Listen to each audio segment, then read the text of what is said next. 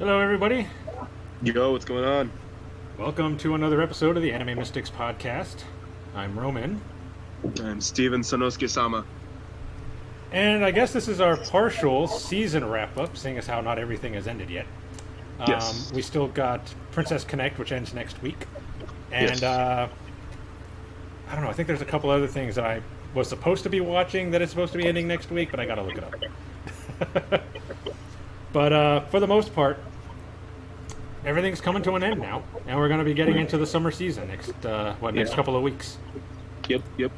Let me see. I do have the poll up now on the channel. I put it up Tuesday, I think. Apparently, I didn't know this until someone mentioned it on Discord.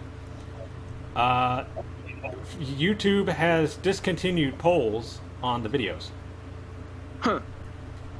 Because I put them up, and then I put the video up, right? And Yeah. someone went on Discord asking, how do you vote on the poll? So I went on the video and looked and went to where the times works. I put timestamps, and it wasn't coming up. I actually thought, because it said on the card section that they were going to discontinue them, but I thought it said July 2nd Yeah. instead of June 2nd. Uh, So I was off a month. I thought that it wasn't going to be discontinued till next month, so I put them up anyway, thinking, okay, well, I got another couple weeks. So, well, I was wrong, and I had to do a quick change. So if you want to go and vote, the video is on the channel. Just put a comment. I got the list of the anime in the comments that are up for voting. Just say which one you want me to react to. I'll tally the votes, let's say the fourth or third or whatever, and I'll let you all know which ones have won. There's going to be two from each poll that are going to be up, so yeah. so you just want everyone to write a comment, and it sounds like they're going to be making two options? Yeah, I mean, if they want to just vote for one of them, that's fine. Okay. But let's see, we got one. These are the shows that are on the polls. We got Mao Gakuen no Futekigosha. I don't. Sorry if I pronounced that horribly. Fugo Kaiji Balance Unlimited, Great Pretender, and Decadence. That's in one poll. The other one is The God of High School, Kanojo Okari Shimasu, Peter Grill, and Gibby 8. Okay. So those are your choices. So yeah, just make a comment on the video on which one you want me to do, and I'll tally the polls. And two from each are going to be picked up. Okay. So I know that that Lord of High School one apparently is super hype, or at least it has some buzz coming before the anime started. Yeah, it's another one of those Crunchyroll original webtoon shows. Yeah. Like Tower of God. Yeah. So I think it's also Korean as well. Okay. I don't know much about it because I don't watch any webtoons or anything like that. There was one I was watching, but I don't think it's been chosen as a show.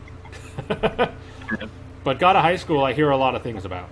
Like, it's supposed to be pretty exciting. Okay.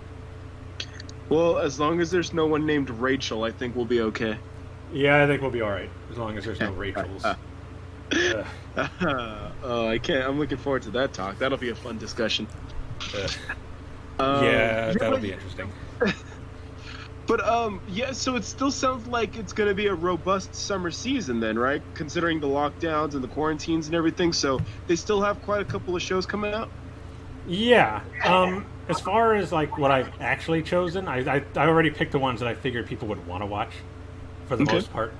ReZero Season 2, the Monster Doctor or whatever, Monster Girl Doctor. Yeah. I picked that one. Uzaki-chan is one I chose. The only one I'm not sure people are too interested in, but I really wanted to watch, was that Muyo to Ryoji Season 2.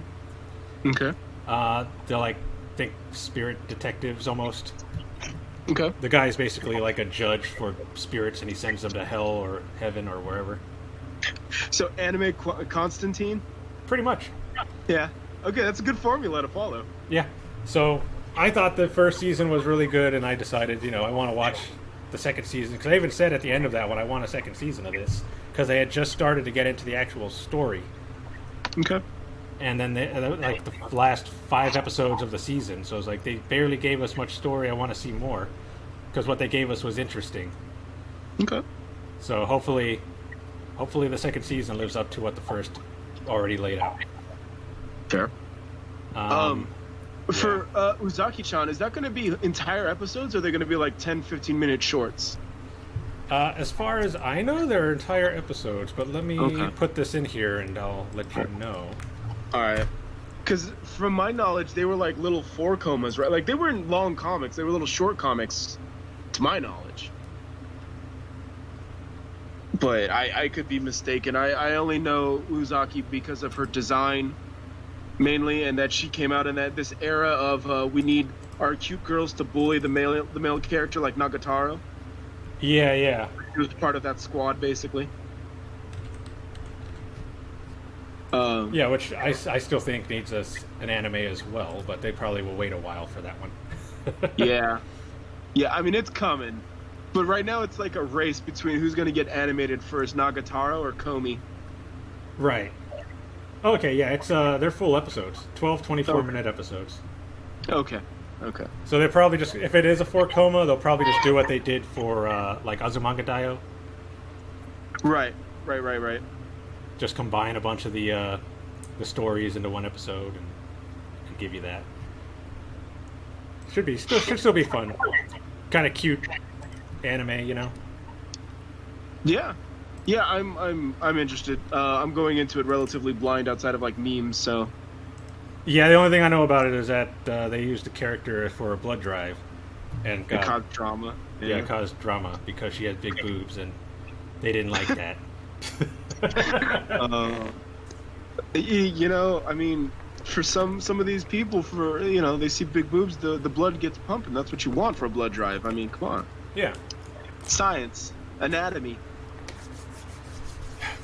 Saving lives with Opie. Exactly. See? That's why it's Opie is life and Butt is hometown. Come on. Right. Same. So yeah, just let them do what they want, people. It's not like they cared. They brought her back for another blood drive after that. So yeah, because apparently it was super successful. It actually worked. Yeah. and it was actually like the Streisand effect, where they meant to do all they would like to get people not to do it, but instead people did it even more. Yeah, because they're like, what's the deal with this? Let me go check it out. And while I'm here, let me donate some blood. And there you go. Animu does it again. Yeah, gotta love it. Yeah, that's good. So that's good. That's good.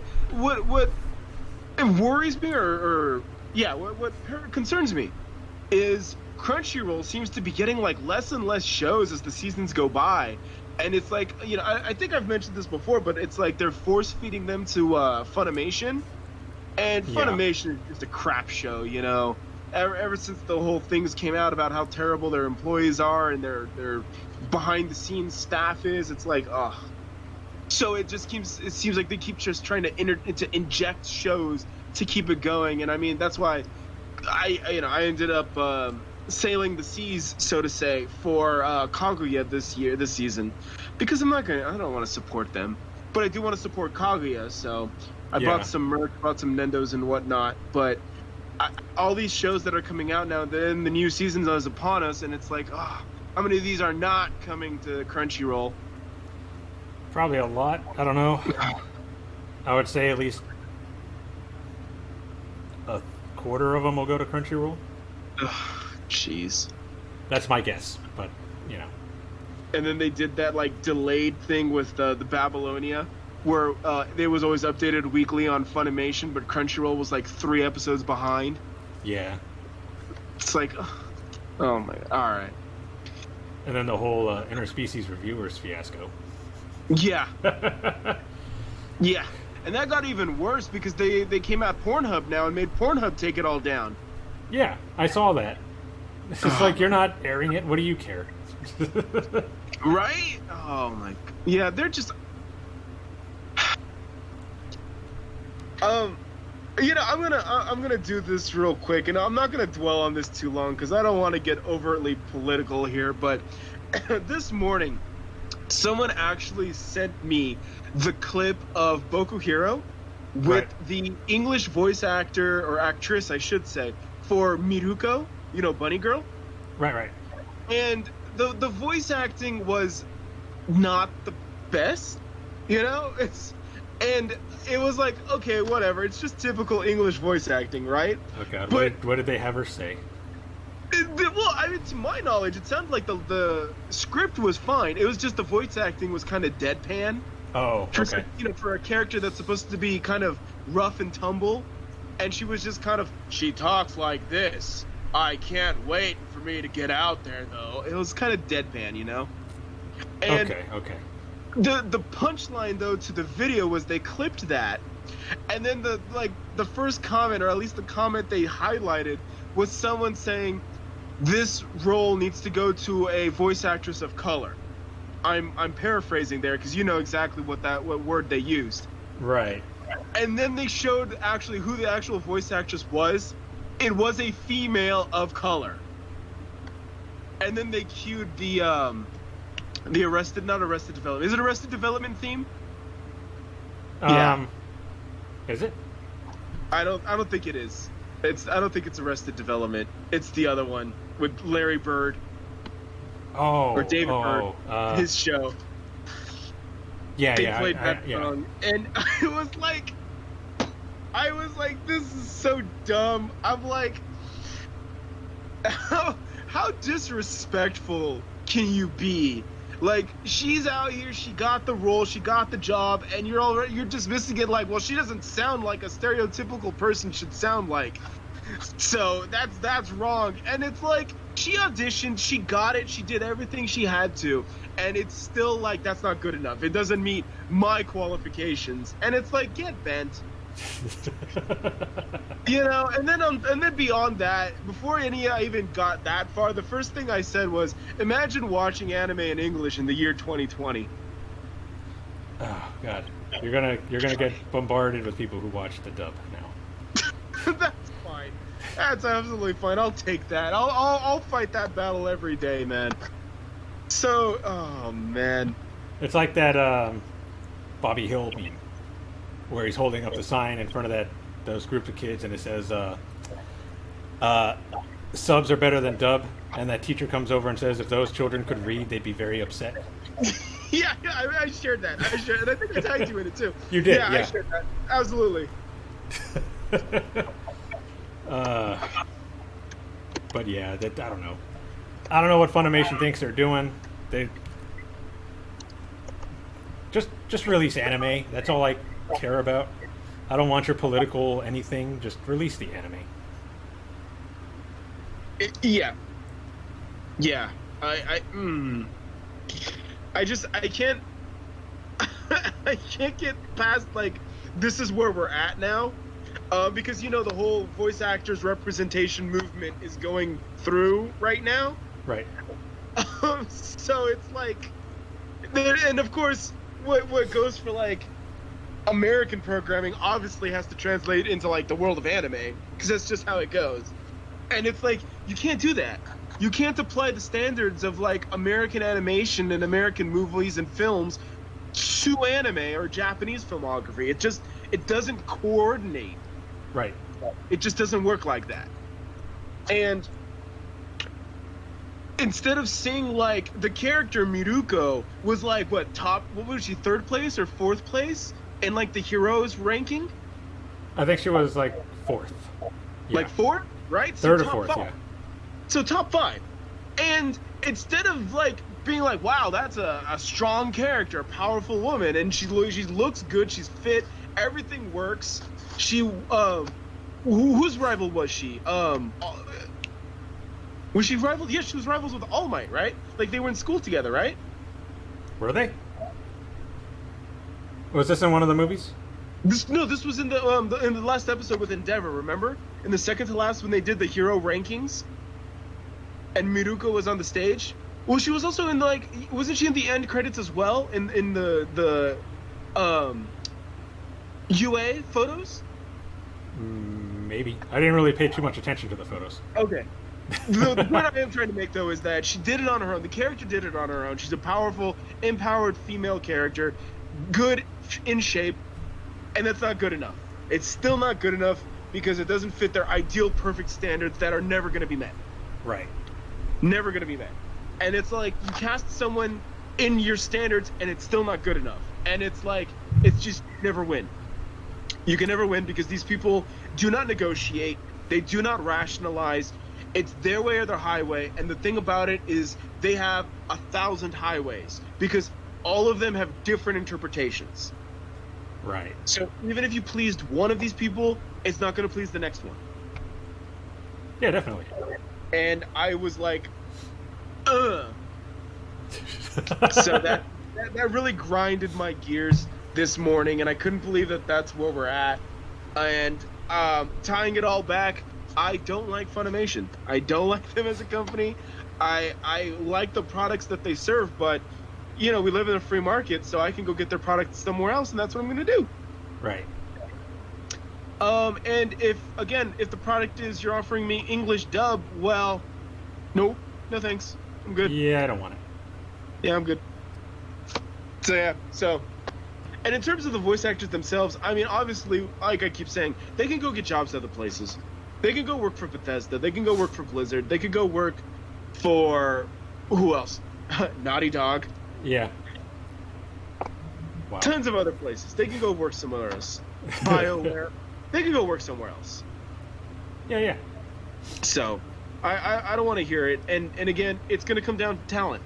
Either you got it and they'll bring you on, or you don't and you remain unemployed. That's how it goes.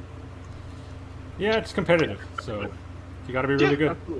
Absolutely. You always want the best person for the job. So, and these people, they know what they're doing. They know what they're looking for. They know that they have to fit a specific type, specific character, and they have an idea of who they're looking for. And if that happens to be you or the specific voice actor, there you go. The role is yours. Yep. So, and I mean, you got to wonder too, and before I get off this topic, you got to wonder too how it works in Japanese too. Like, do you think Aoi Yuki gets every single role she applies for? Probably not. No, it's like same thing with like Koyasu Takehito. Do you think he gets the role all the time? It's like that. They apply, or they have agents that have to do all the lifting for them. And how many times do you think the agent is like, "Yo, you got some work," and they're like, "No, not today." Yeah.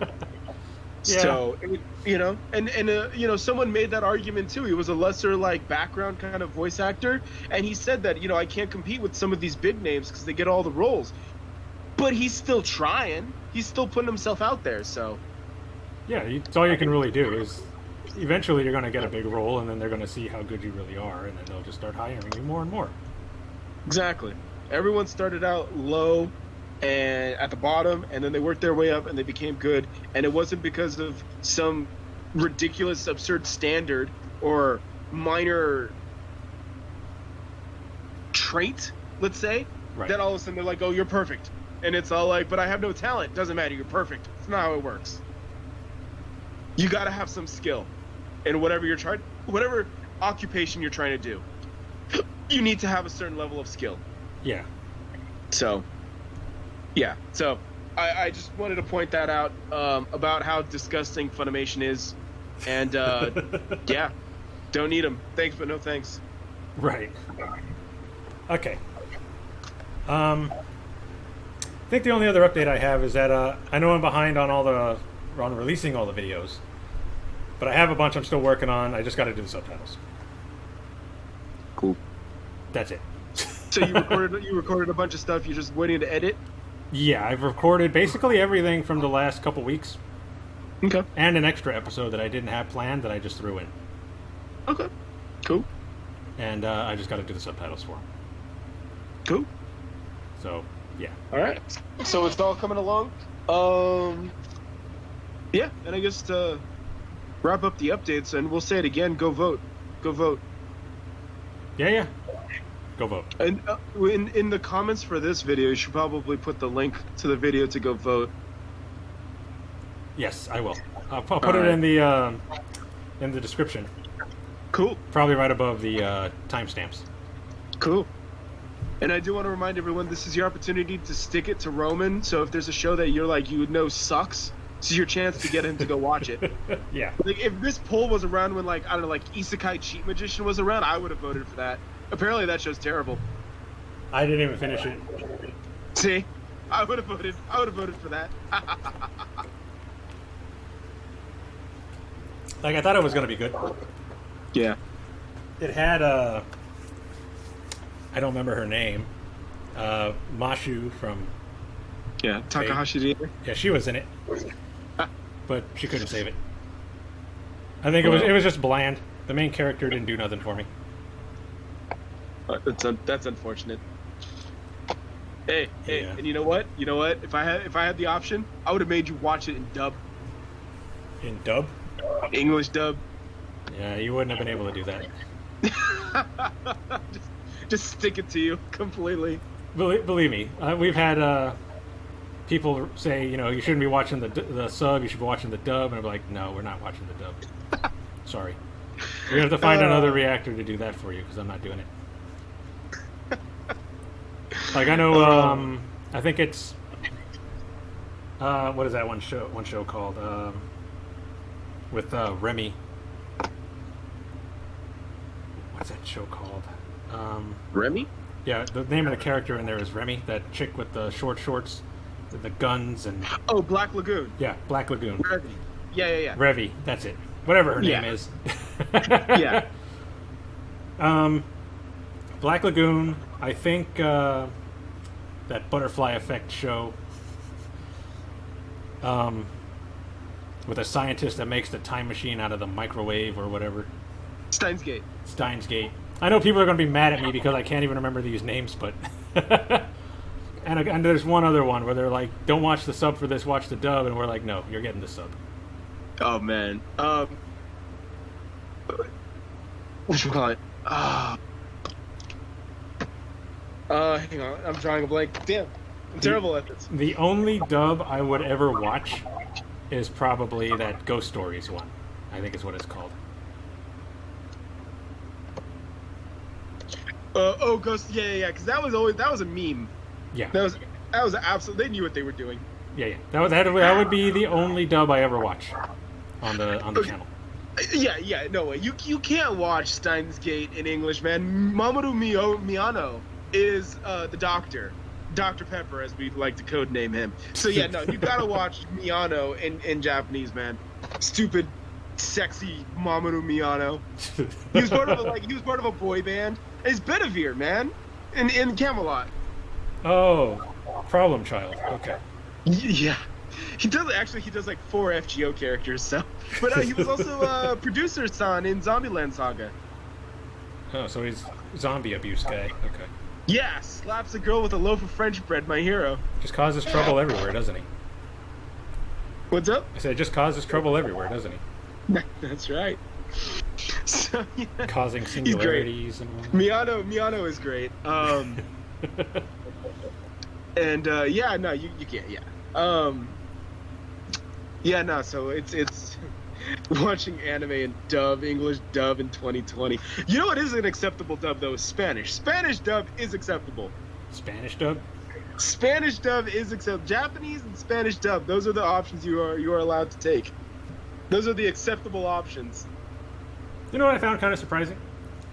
What's up? I'm sure you heard because I shared a bunch of stuff with you that Shaman King was coming back. Yes. That is getting a reboot. I was watching the preview on YouTube, and there are a ton of Russian fans for Shaman King. Wow, okay. That's random. Because I was going through the comments, and it was like 90% Russian. And from what I understand, because somebody explained it, because everybody was making jokes, you go into the comments and it's like overrun with Russians and stuff like that. And somebody explained that in Russia they only had like 4 or so channels, and like only one of them showed like cartoons for like an hour or two, and Yeah. Shaman King was like the one that stood out the most. Got it. So like a ton of people back when that was airing, they got a lot of good memories with Shaman King, which is why there's a ton of people that are looking forward to the reboot in Russia. So, you know. Okay. Okay. Based Russia.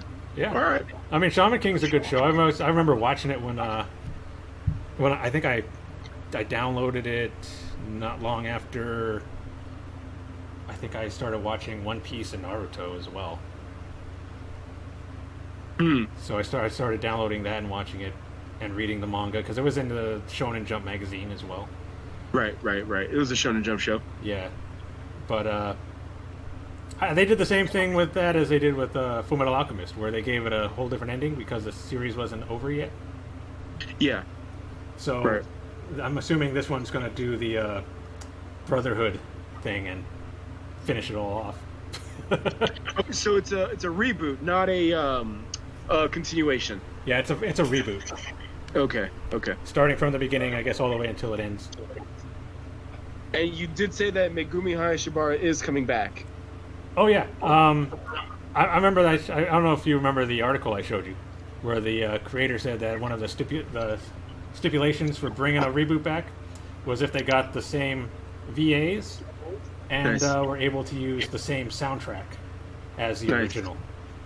And Nice. I guess the first time they offered him that, he wouldn't do it because they couldn't get the voice actors or the music. But seeing as how the preview for this one has the original like opening theme, I Yeah. guess they got everybody back, and yeah, so that's why they're doing it. I guess that's why he greenlit it. Yeah. Megumi Hayashibara actually sang the opening too. Yeah, but- I like the opening. It's really good. Yeah, so it's so funny because like back in high school when we were all hanging out, Megumi Hayashibara was a big deal for us for a couple of us, and nowadays, dude, she's effectively just retired. Like I see her name pop up like once in a blue moon, but like she still does Jessie or Musashi in Pokemon. She still does that. Oh, cool. But it's like outside of that, yeah, she did a character in Project Cross Zone, like, but that was like what 2014. I don't even think I've heard of that. It was a 3DS game that was basically in the universe of Namco Cross Capcom, and Okay. she did like the villainess in that game. Okay. But yeah, again, outside of that, it's like I can't tell you what she's been up to. But I mean, like Megumi was it, man. She was I want to say almost like the Aoi Yuki of her time because she was everything, man. Rei Ayanami, Faye Valentine, Lena Inverse. Oh yeah, She was in see that. Gundam. She was in Macross. So that's two major franchises. She was obviously in Shaman King, and she was in Tekkaman Blade. So she was in Tatsunoko and Shonen Jump. Man. So she sang and she voice acted. She was in Sorcerer Hunters, Bakuretsu Hunters. Yeah, She yeah. was Chocolate. No, Tita. Okay. She was the orange-haired one. Cool. So yeah, and she was in the Tenchi Muyo movie as Tenchi's mom, Achika, and then she was in the second Card Captor Sakura movie, or the third Card Captor Sakura movie, as like the bad guy. Nice. She was in Love Hina, Okay. where she also sang the opening. So yeah, so she's like legendary. And supposedly she did an underground hentai like in the late 80s, like 89 maybe, with Kikuku and Nui, but they were both like not credited, so no one can like authenticate that it was them. Wow. Okay. Yeah. That's funny. Yeah. So yeah, that's why I'm like, the first thing I said was when they said, "Oh yeah, Shaman King's coming back," I was like, "You guys got Megumi Hayashibara out of retirement? That right there, you get all the respect in the world, man." Yeah, I mean, I'm looking forward to it. I'm looking to see how it actually ended because I didn't finish the manga, so. Yeah, I'll be looking forward to it. I vaguely remember the anime because that was like what '04 I think I was watching it and I didn't even finish it. Yeah. I think I got right to where Yo got the samurai sword, Right, right. the actual like real sword, and then I think that's where I basically stopped. Yeah. But yeah, I'm wondering how people are going to react to the black character in the show nowadays. oh boy, I can't remember his name, but I remember I He used was- to think he was pretty funny. He always told jokes. He was like a Yeah. stand-up comedian. all I know is that the English dub better have him voiced by a POC, Right. or else we riot. But yeah, I'm looking forward to it. It should be fun. It's going to bring back some memories because I remember, like I said, I was watching it quite a bit when it was airing. Whatever I could download. I think it was already over when I downloaded it. Yeah, I think so too. When I was watching it, I think it was done already. I know it had a 4Kids dub, Yes, it did. Yes, it did. which I think is what most people remember. Right. Yeah. It's not as infamous as the One Piece dub, but Hey, remind me when we get into our FGO section, there is a brief 4Kids moment that I want to touch upon when we get there. okay. But we'll talk about that at the end when we get to the FGO portion. Gotcha. Okay. But yeah, I'm excited. Did they say when is it? It's next year, right? Yeah, it comes out next year. I think in Alright. summer. Okay. I think summer, yeah. So it's gonna be fun. Looking forward to it. A lot of people in the comments were like, "This is a reason to survive 2020." Fair enough. Yeah, and then and Bleach 2 next year, right? Yeah, Bleach, and I think they're also bringing back Inuyasha. They were like, we need to return to the good times. Yeah. Oh man, yeah, because yesterday was Tite Kubo's birthday. I think I tagged you in it, or I know I shared the status. Where they had like they were like it was his birthday yesterday, and they had volume 1 of Bleach, and then they contrasted it with volume 74. And Yeah. I was like, damn. I will admit though, I liked old ass Ichigo and older Rukia. I was like, okay, I like how those look. They actually look cool. But I mean, that was always what Bleach was about. Even if the characters were terrible or if the characters sucked, at least they looked cool. Yeah. You know, I give it up to Kubo on that. You know, he was like, he had a lot of like garbage characters, a lot of like DBZ level filler characters, but at least they looked cool. Right. So whether they won a fight or were any good at fighting, but they looked cool. Whether they served a purpose, Yeah. A lot of those shows and series have like that issue. Yeah. What is Shonen Jump what is formula. this guy good for? Like just dying like Yamcha in Dragon Ball? Yeah. Yeah. Yeah. You like that Tiao Tzu backpack? That's pretty cool. Who knows? I might actually buy one. Oh, you better post that picture or that unboxing. Yeah. Hey guys, I got a real quick video. My backpack came in. Isn't this cool? Everyone downvotes because that's so horrible. Oh man. I believe that was the last fight Chaozu was ever in Dragon Ball Z. Yes. Yeah, he retired after that. Yeah, it was like I can't handle any of these guys anymore. Yeah, I got the power creep. Oh yeah? Yeah, he was like he got pushed out of the meta. Yeah, him and Tien and Yamcha. Well, Tien and Yamcha stuck around till like Cell games, but Yeah. after that, I mean, they didn't really do a whole lot, but they were still Right. there just to get beat up on. Right. Although, I mean, I can't badmouth Tien too much. He did hold second form Cell back a little bit. Hey. He didn't hurt him or nothing, but he did stall him.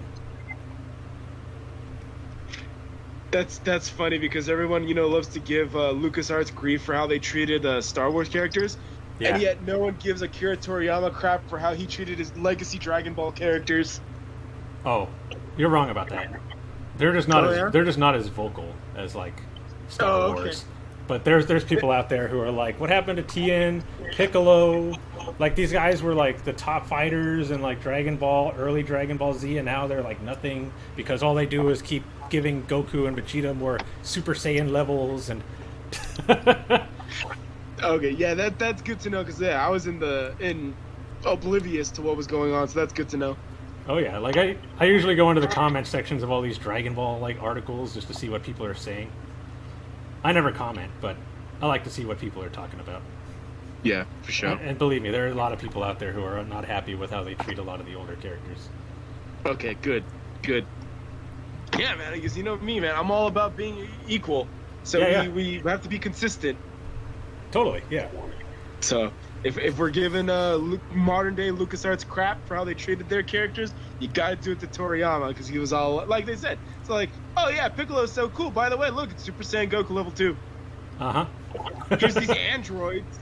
You guys remember them?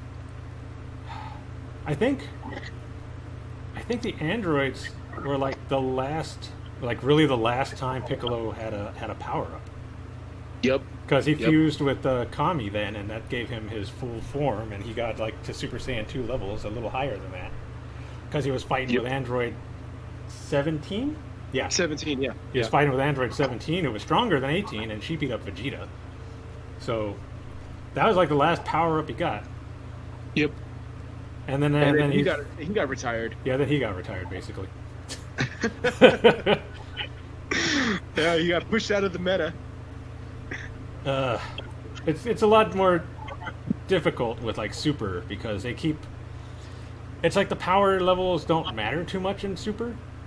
Right. Like a lot of the older fighters are making kind of a comeback. Like Tien was in the Tournament of Power along with Piccolo, and like Master Roshi was there. Wow, that's a legacy character. Like okay, here's a big difference from the anime from the manga. Master Roshi, he nearly died in the Tournament of Power in the anime. Goku had to like bring him back by giving him some of his energy or whatever. I don't know how it worked. But in the manga, Master Roshi practically almost taught Goku Ultra Instinct by fighting the strongest guy in the tournament, Jiren. I mean, he didn't do anything good, but he was like dodging attacks that he shouldn't even have been dodging, teaching Goku along the way, and got Goku to almost learn Ultra Instinct. Question: this is the original Dragon Ball Z Shonen Jump manga? Dragon Ball Super. Dragon Ball Super, the manga. Yeah. Okay. All right. Yeah. They release one chapter a month. So. Okay. Yeah. I just remember seeing that and was like, oh, so they're doing it like the manga and the anime were like totally different. So maybe that's why he did it, because he was getting crap for how he treated everyone in Z. So when he in Super, he's like, fine, I'll acknowledge these guys again. Yeah. And I mean, I'm sure some people were a little happy about it, but then it's also like, how is this working? Yeah. Like, these guys are not even up to, like, Krillin's level. And you're having them fight super powerful people. Right. So people are just like, well, you know what, forget it. I don't care about the power levels or how they work anymore. Just whatever. Yeah. Because it's funny enough about the power levels thing, because on the death battle that they did years back, when it was Goku Superman, Yeah. they went to the like the American or the translated like DBZ Bible or whatever that came out from Shonen Jump, and in there, and I guess in an interview with Toriyama, he said that maybe at one point, like when Raditz showed up, that was the only time that power level meant something. But then, like you said, power level since then is like irrelevant. And so when you're looking at this DBZ Bible, and it's like showing like Goku, and Goku's power level is like 999999999, and he's all like, yeah, Goku still dies, because he was all like, yeah, power levels don't mean anything; they're just numbers. Right. As long as the person still has enough skill, they could fight somebody who's way stronger than them in this. Yeah, exactly. which was shown with Master Roshi and Jiren. Even though Master Roshi didn't damage him really, he was still able to kind of keep up with him. Right. So Right. yeah, like ever since they got rid of Scouters, this power levels don't mean nothing. Yeah, I think that's what he said too. Was the point, or the original point of the power level, quote unquote, is to like show like fighting spirit, like, and the numbers or the stats, they're super tough. But when they get down to fighting, the smaller guy beats him because he's got fighting spirit. You know. Right. That was the point. Because I'm always like seeing arguments with people about power level and stuff. Yeah. And I'm like, it doesn't really matter nowadays. I mean, it's not as, it doesn't mean nearly as much as it did in the beginning. Yeah, for like a brief moment, it was relevant, and then after that, it's like, eh. Yeah, as soon as they got into like the double digits, like double like thousands, like 5-digit numbers, Yeah. it doesn't matter. Power levels in DBZ matter as much as the bounties in One Piece. Right? But technically, Yeah. a bounty just means how like the threat level to the government, basically, is what Right. the bounty is in One Piece. It Right. doesn't necessarily calculate power or anything like that. That I would say that's the one difference with like bounties and power level, but I get what you're saying. Yeah. Yeah. Yeah. So yeah, all right. Well, at least 2021 is looking good. Yeah. We just need to survive 6 more months. 6 more Well, months and we get, well, 5 however more long months it's- and 3 days. yeah. Hopefully they announce some other good stuff for 2021. Yeah, absolutely. And again, that's why I was kind of confused too, because I was all like, what is being shown? What survived? So many shows. It's like every morning I wake up now, it's like, this is delayed, this is delayed, this is pushed back, this is delayed, this got announced, but who knows when it's coming out. Yeah. Didn't they just So didn't they just give another date for Heaven's Feel 3? I don't recall. I know that they're starting their promos because we saw like the axe spray and all of that, and they did those like outfits, those regal outfits for Right. Camelot. Right. So I think they're ramping up their campaign. Okay.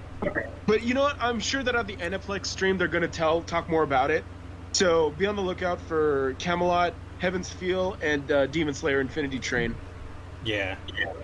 So they're coming. Cool. All right. So yeah, that was a fun discussion. Yeah. There was a lot to talk about. And like I said, there's more coming down the pipes. And we'll remind everyone again to vote to ruin Roman's life potentially. Because it could always have the opposite effect. We could be like, haha, gonna troll him, and then he ends up liking it. Yeah, like I know you did that with Princess Connect. Oh, really? You didn't think you were gonna like Princess Connect?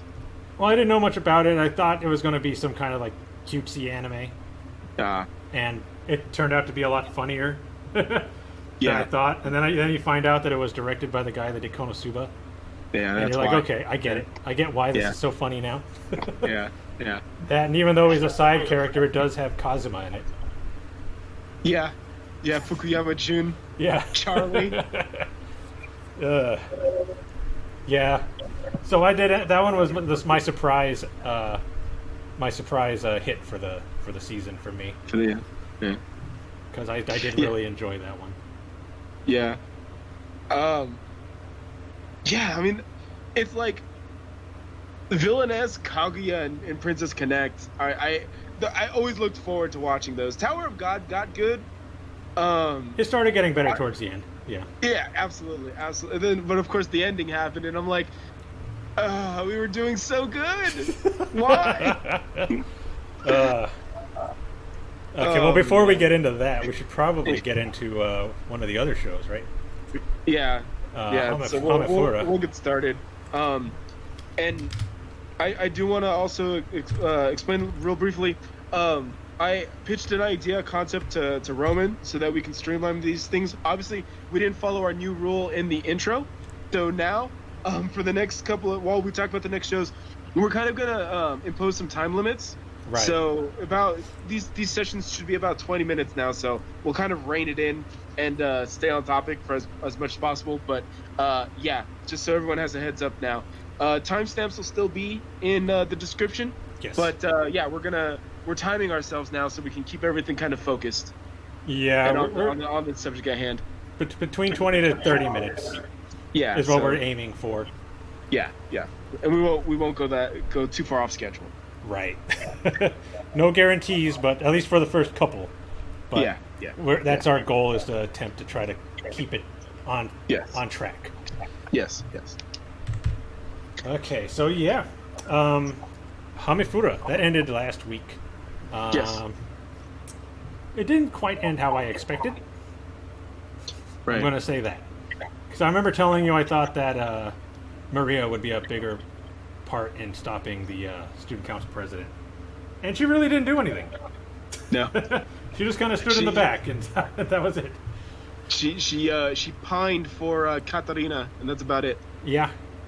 Oh, we did get confirmation that her friend is Sophia, though. Sophia, yeah. Was it Akchan, I think? Yeah. I don't know. Does that mean that she died too?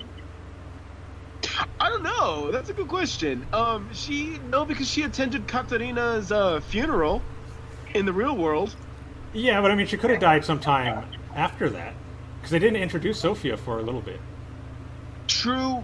I'm gonna say that she's still alive, because remember when Katarina fell back into the game world, the friend was still there, and the friend still like maintained their existence in the real world.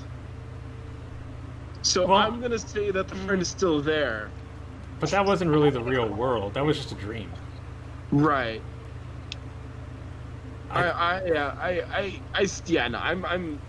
You're still saying that she's still alive. Yeah, I'm still fairly convinced she exists only in the real world, and that Sophia was just like a bridge. Just for them to keep in contact? Yeah. And for Katarina to go back, because we need a MacGuffin so that Katarina comes back to the game world and is like, okay, I'm happy here, actually. I mean, she is. She's got a lot more friends. And Correct. She's still hanging out with her old friend, because, I mean, she is Sophia now. Correct. But, Correct. Yeah, it was good that they confirmed that, at least. You know? Because we were speculating that when they first brought that topic up. What was that, episode 7 or 8? Yeah. When she started getting like the visions and all that. Yeah. So I'm glad they confirmed that for us, and that she she did help her get back into the game world. I mean, You knew it was going to happen. It's just, how are they going to do it? Right. That's I don't know. It's just like, it's always difficult for me to find things to be surprised with, or something with like a show, because I'm always like, well, she's going to go back, or she's not going to die, or he's not going to die, or this isn't going to happen because of this, but how are they going to do it? So this one was, I guess, her friend just helped her get through it, remind her of the people that are waiting for her in the game world, and then helped her wake up. Right. So. And I think I like that they actually, at least temporarily, until we can confirm otherwise, they isekai'd someone else into there. Yeah. So, I mean, maybe this might be explained in the manga too. If the friend is dead in the real world, that would be fun. But I still maintain that they're two separate entities. It's just the friend is like using Sophia as a vessel. You mean like maybe when she's asleep? Yeah. She might be taking over her mind or something. Correct. It's Aresh coming out at nighttime. I could see that. I know the first thing I went straight to was, she's dead too. I mean, you're not wrong, because your methodology is correct. How do you get isekai? You gotta die. Yeah. You gotta eat it. So, the method, or I should say the outcome is there. I question how we got there, that's all. Right. Hopefully they'll explain that in season 2. Correct. And now, like they said, we're veering into uncharted territory because now we're beyond the game script. Yeah, they're already past where her doom flags were, so now she's in the clear. It's just now, what kind of stories are you going to tell us? Right. and it's funny too because I remember asking that question. I was all like, "Is Maria still the main character of this game?" And it's all like, "Oh yeah, they confirmed that she is." Yeah. But it also turned out she's in Lesbians with Katarina, so.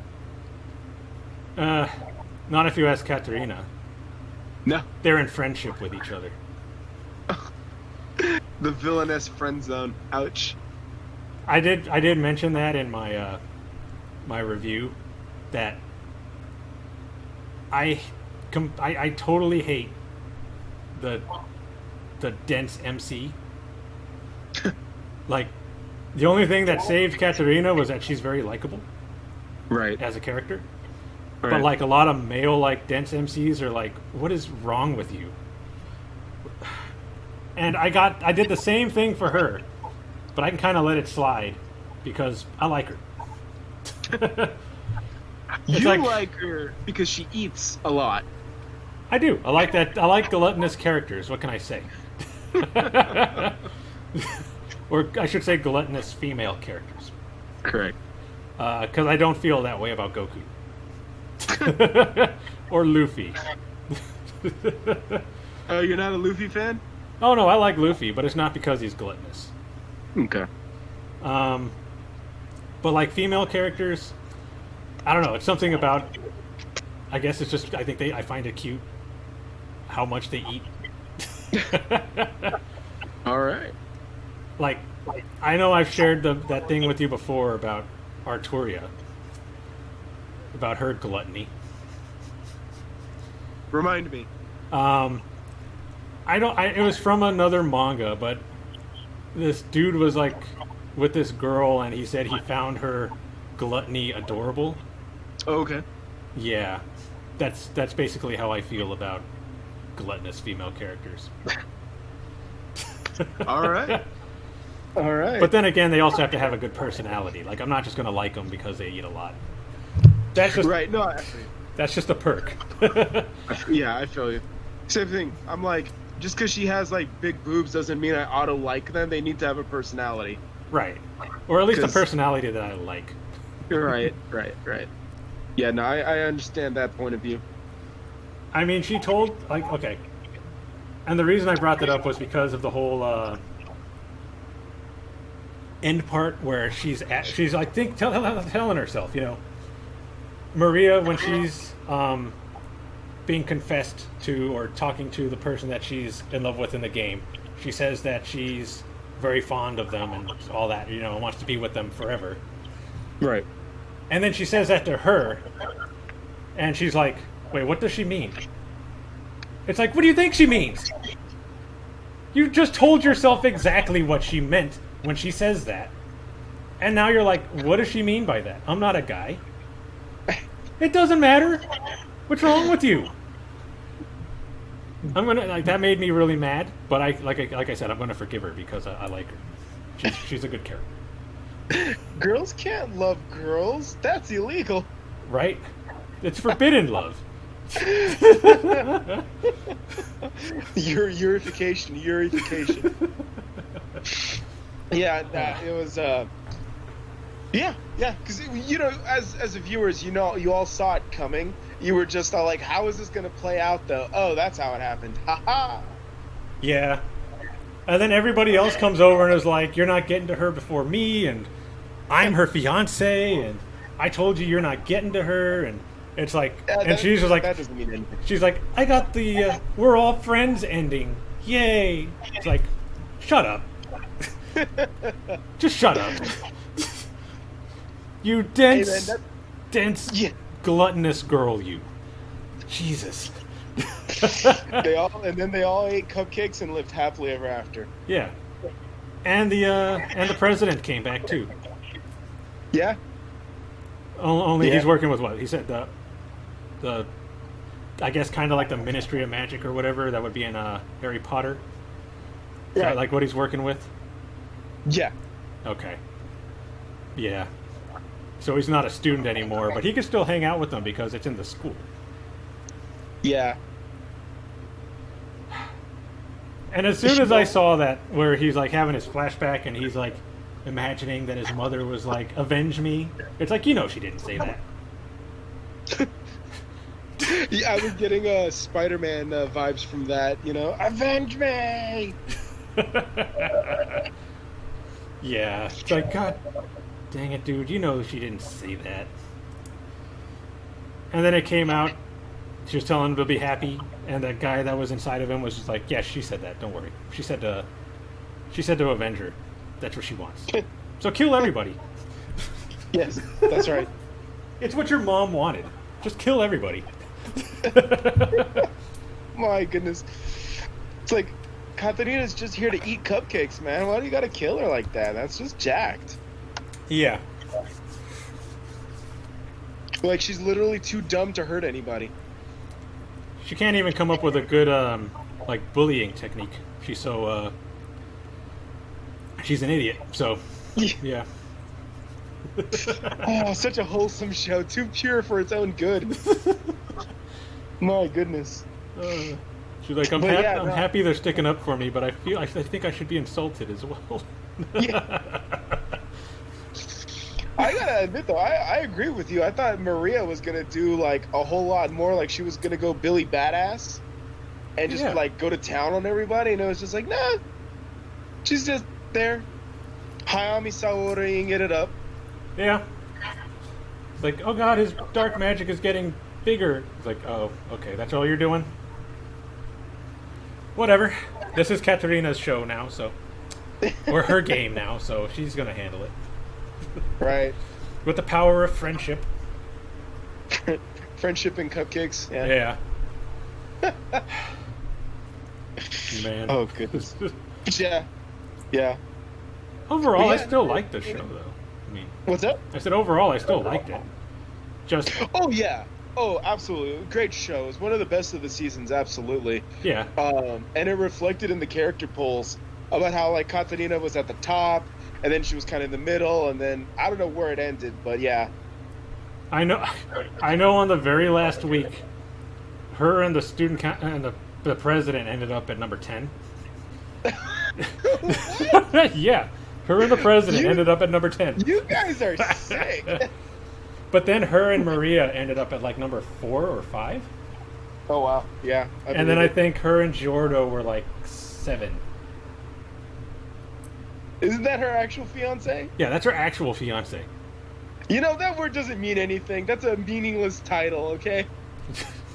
That means absolutely nothing. I'm her fiance. Yeah, who cares? It's just a label. Exactly. According to her brother, it's just a label. Oh man. I was saying this in my my review. I was like, even the maid knows how everybody feels about you. You're the only one who doesn't see it. Your own brother is like fighting with himself because of how he feels about you, trying to get your fiance to break up with you. And apparently the mom. So yeah, trying to get them to break up too, huh? Yeah, the mom's great. Wow. Love the mom. He's always trying to get her to stop climbing trees and eating so much, and they're fighting a losing battle there. Yeah, act like a noble. I mean, come on, be a little bit more regal. Nope. Give me paper snakes and cupcakes. That was funny though, how she said that her latest snake was up for sale in the store. Yeah, the toy shop was selling paper snakes. It truly is a happy ending. Yeah. Like they tied up all the loose ends. God. But yeah, now we got to see what season 2 brings. Like what kind of because I know they're going to throw in some kind of issue at the end, like they did with this one. But what is it going to be now? Because they already did the dark magic. Maybe they'll introduce more dark magic. No, it's the Bakers Guild. They're gonna come out and they're gonna be like, "Hey, save some cupcakes for like the poor children." Like, damn.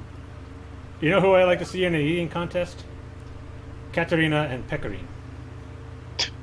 You put them in a cupcake eating contest or a macaroon eating contest and see who comes out on top. Oh my! Well, pecorine actually means to eat. So, peco means it's the what is it? It's the sound effect for munch. I think. Yeah. That was why they named her that, right? That was her nickname. That's not even her real name. Right. Oh man. Yeah. The battle of the century. Yeah.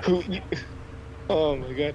But you know what? To be fair though, I think that's a losing battle for Katarina, because if it's a bug cupcake, it's over, man.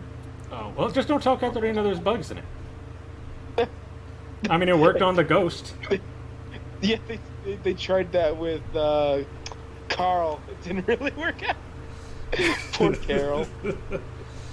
She just wants regular food. That's all. That's right. Everybody keeps trying to feed her weird stuff. But you're probably right. If you didn't say anything, Katarina would just eat it. She'd feel like, yo, that's some great frosting. Yeah. It's mantis.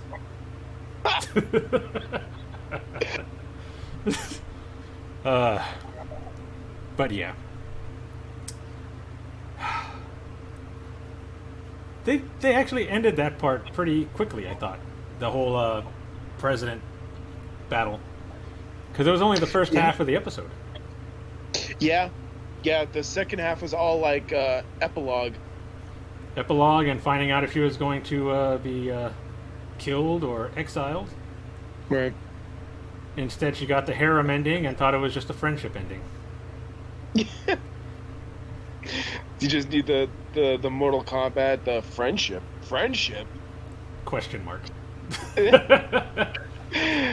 You get friend zoned, and you get friend zoned, and you get friend zoned. Everybody gets friend zoned. But I'm your fiance. That don't matter. Friend zoned. Oh my god. Yeah. Yeah, and what's funny too is when you watch the opening, and then you actually see like Katarina on the beach with, I guess that was Akchan. Yeah. Holding hands. Yeah. Yeah, that was a lie. It was. That never happened.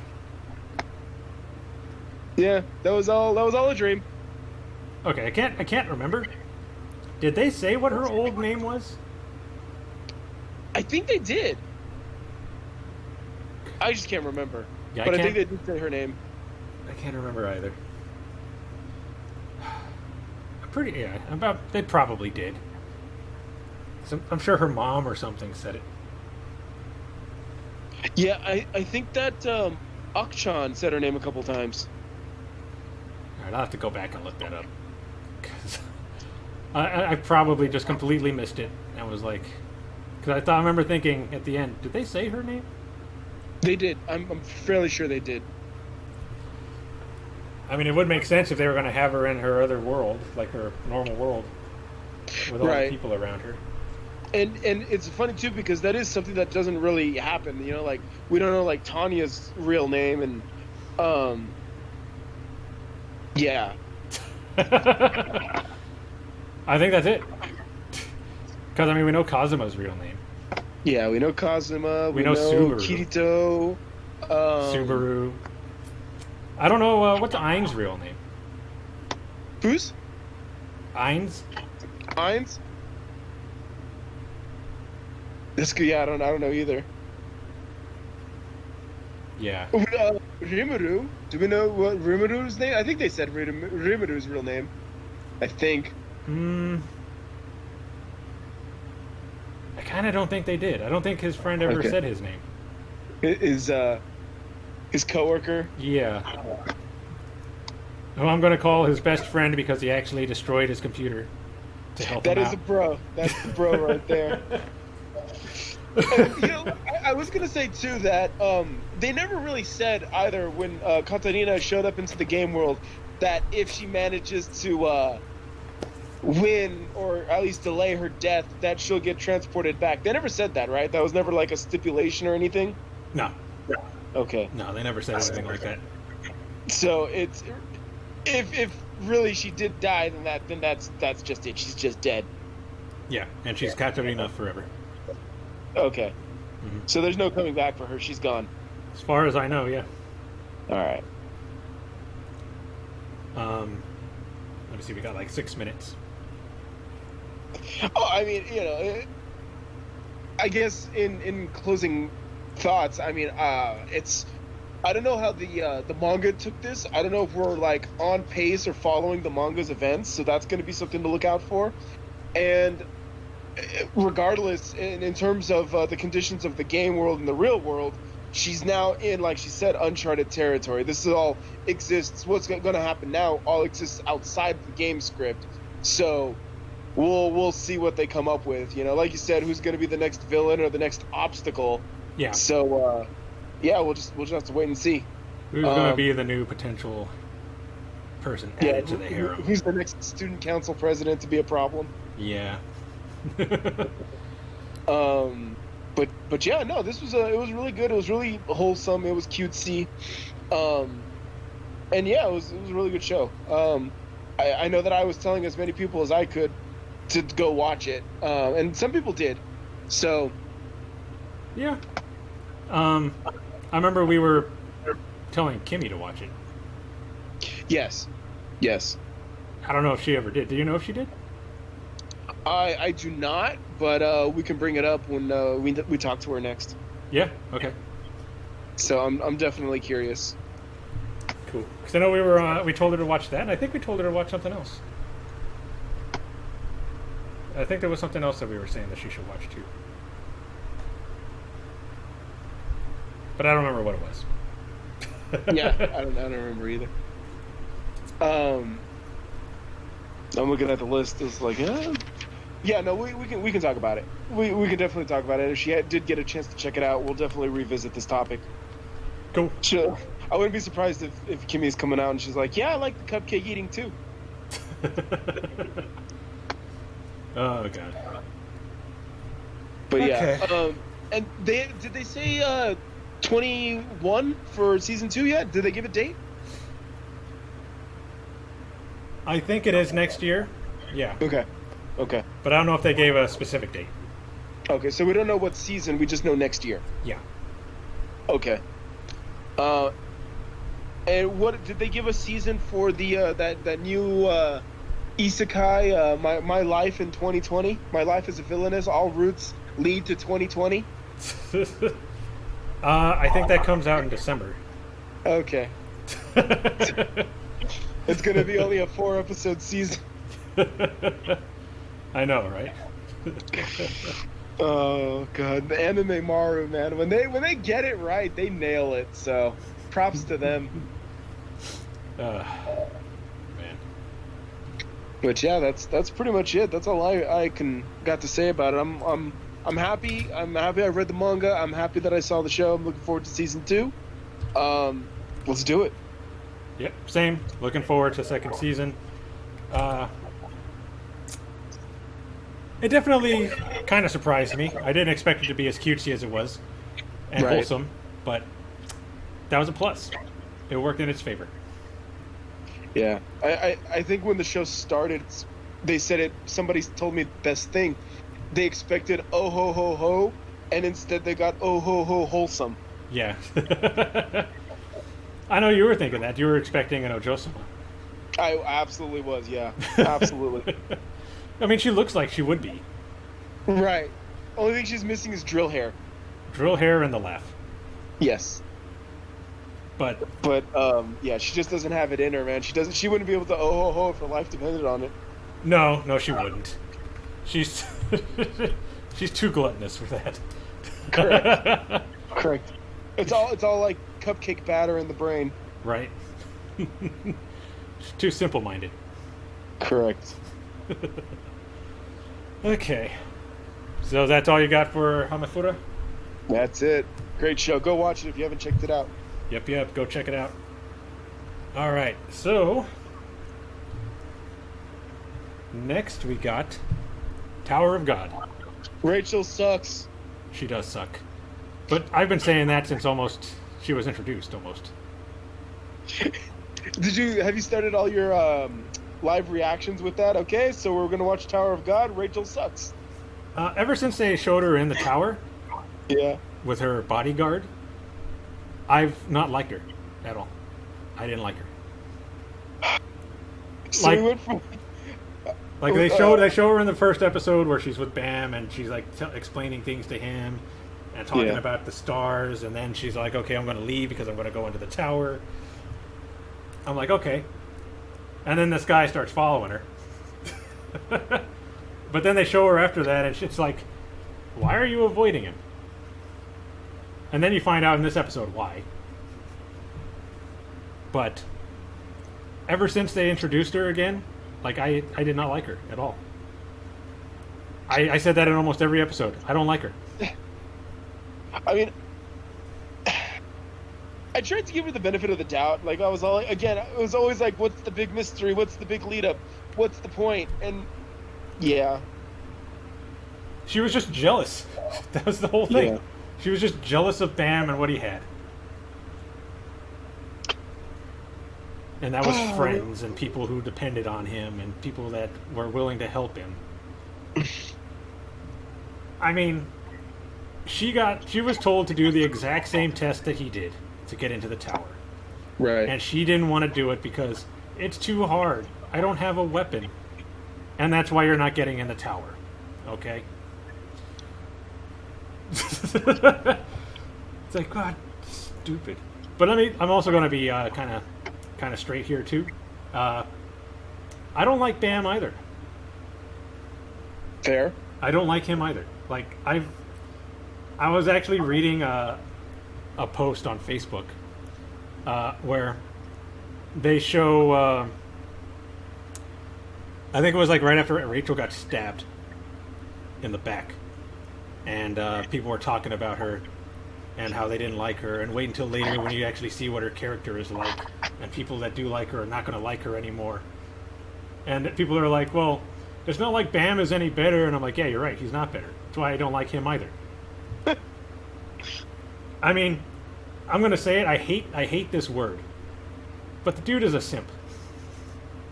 Like, Jesus Christ, dude. Stand up for yourself. Everything you're doing is for this girl you barely even know. Like, I mean, sure, she was the only person you knew, but Jesus Christ, she's avoiding you for a reason, and you're doing everything you can to just get next to her. But she doesn't want anything to do with you. He just wants that access to OnlyFans, okay? Right? That $10 OnlyFans. Not even the high tier, like $50 with the nudes. Nah, the generic, like, here's some kind of like underwear photos for $10. Right? Enjoy. It's like, I don't know. He just bugged me ever since the first episode. I was gonna drop it if they didn't introduce all the other characters. Because I don't like Bam, I didn't like Rachel. It was like these are supposed to be the two characters that I'm supposed to kind of like, right? And I don't like either of them. But I like Hoon. He grew on me. Rack is really funny. The dude in the tracksuit, I like him. He's funny. Anak grew on me. And Dorsey started to grow on me towards the end. Like, all the other characters I like, except for those two. And they're like the two main characters. Exactly. Or at But least the main character and the one that gives all the strife. I know, right? And I don't like either of them. I mean, apparently I'm not supposed to like Rachel. But it didn't matter. I didn't know her backstory or anything. And I still didn't like her. Bam, he got on my nerves since episode 1.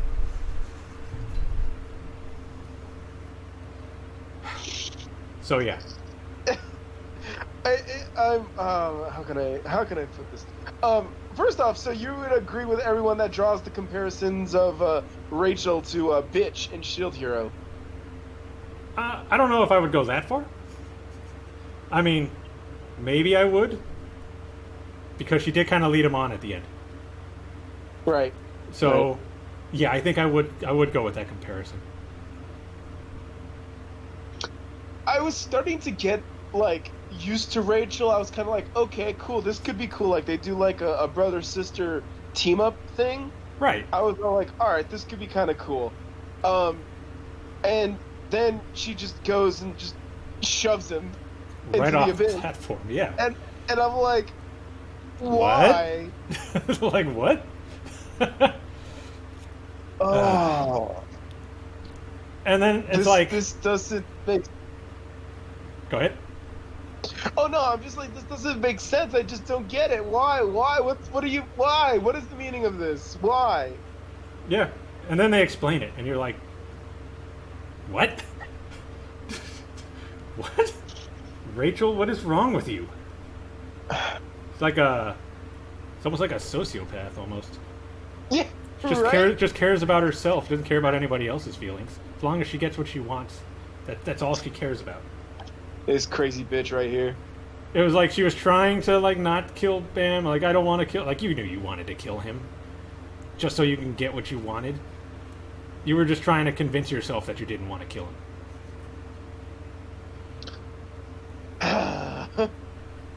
And then it was like they didn't... The whole plan wasn't even to kill Bam. Because they were trying... They trained him? Right. So that he would be ready for the tower? Right. It's like you still didn't even get... You kind of got what you wanted because you did go into the tower. But he's not dead. He's going to come back. And then what? He's going to come after you, right? No, it's like you said, the simp is too strong, man. He's going to be like, oh, you didn't mean it, right? Oh, yeah, that... Yeah. Like I said, I hate that word. But I think he fits the definition perfectly. Wasn't that in the meme that I don't know if I tagged you in it, but it was like him, it was Subaru, Senko pointing at you, and Brock. and Brock. Oh god, who's the fourth one? Brock. Brock, yes, thank you, Brock from Pokemon. Yes. Yeah, I've been thinking it for a while, but I never said it. But now that the season is over, when we get to see exactly how bad he is, yeah, he fits the definition.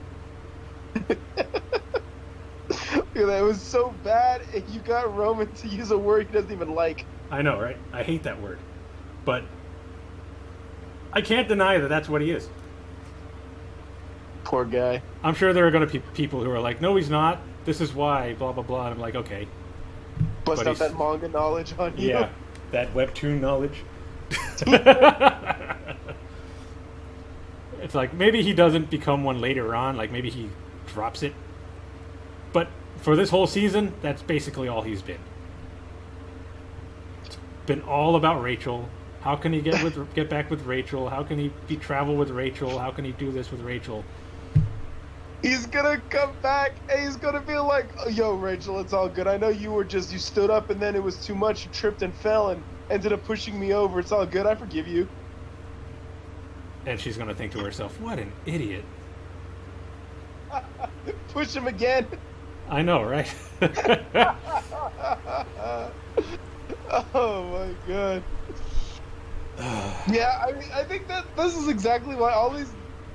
I don't know, everything that happened I think is why I really like Dorsey, because she knew the game. She knew all of it, man, and she's just like, I'm here to win, I'm just gonna use everybody. Oh, but we could be friends, just as long as you know what I'm in it for. I'm here to get to the top of the tower, and if I have to get past you to do it, then I'm gonna do it. And that's it, she was straight up with everybody. It's like, yeah, we could be cool, but just know that this is what I'm in it for. Yeah, exactly. And Rachel's over here plotting. You're right. Scheming bitch. Oh, man. I can't, I'm sorry. That's just too funny to me. It's all like, she's so bad. The only way I can describe him is this word that I don't even like to use. Right. That's how bad he is. Damn. Man. And I mean, I get it. She was the only person he ever met. But, I mean, you've met other people now that you're not underground. Right. You've met better people than her. Yeah, no, absolutely. Go be friends with Anak. She's dope. Yeah. And she actually cried Yeah. When she found out that he died, or thought that he died. Yeah. And Anak knows how to fight, unlike Rachel. So Rachel got shanked. Yeah, the only thing Rachel knows how to do is get stabbed in the back. Yeah. Figuratively and literally. Yeah. Oh, foreshadowing, huh? She got stabbed in the back. What does it mean? Oh. Wow, okay. See what you did there? Yeah. See what you did there, webtoons. And then I'm not 100% sure. Is she faking her paralysis? That's what it's saying. That's what they insinuated, yeah. Because she was walking in her room. Right. I mean, she just stood up and just shoved his ass, so I'm gonna assume that the wheelchair is a lie.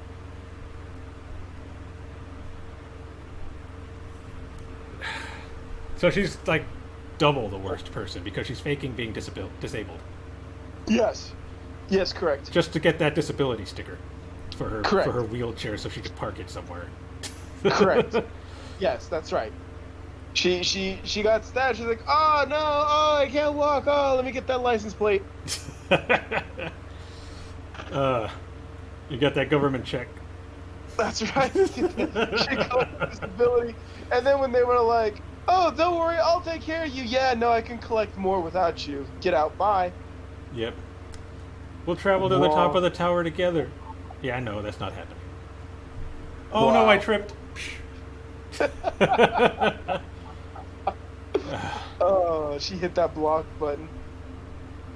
Oh god. Delete, unfriend, and block. Oh man. And then, it's like we just went from talking about how great Hayami Saori is and how like adorable she is as Maria Campbell, and now she's probably worst girl of the season. That's Rachel. Oh, she plays Rachel too? I believe so, yeah. Wow. Let me confirm that. I'm pretty sure that was Hayami Saori. Well, at least she's getting work. Oh, you know it. 2 shows in a season. And 2 big shows too. Yeah, Hayami Saori as Rachel. Ichikawa Taichi as Bam. Yeah. Wow. I think Bakugo was Kun. Correct. And All Might was Rack. Correct. Yeah. So yeah, they that's really blew their budget on because the animation was kind of choppy at times, but at least they had voice actors. Yeah, they had the voice actors, but not the animation though. But the voice actors were on point. Yeah. God. But again, I gave them the benefit of the doubt because I knew that it was almost borderline an indie project. I know we were talking about this offline before we started recording. Yeah. So I'm used, and again, I love shows like Kimono Friends, which has awful CG. Yeah. But it was like the characters are fun and the story is fun, so it was like you forgave the crap animation. But like, and this one, same thing. It's like, well, the characters are fun. The story is like, I'm still a little confused, but the characters are fun. Yeah. So it gets a pass. And the animation was just kind of rough at times, though. Like, you could feel like they skipped frames or something. Totally. But yeah, then they did this last episode. Hayami Saori, no! And they kind of did what I predicted, where they got to the tower in like the last episode. Yeah. But they didn't show you the tower. Right. They transported them, and then okay, well now we're going to show you Bam and how he's going to handle what Rachel just did to him. Oh my goodness. And then you find out Rachel doesn't just want to see the stars, she wants to be a star. It's like, get over yourself. Oh man. I don't know. It's bad, man. It's bad. And like you said, Homeboy's not gonna know his lesson. He's not gonna change. Right. He's gonna be like, She's gonna come back and she's gonna be like, "You didn't mean it, right?" Oh, bitch! She meant it. Oh my goodness. Wow.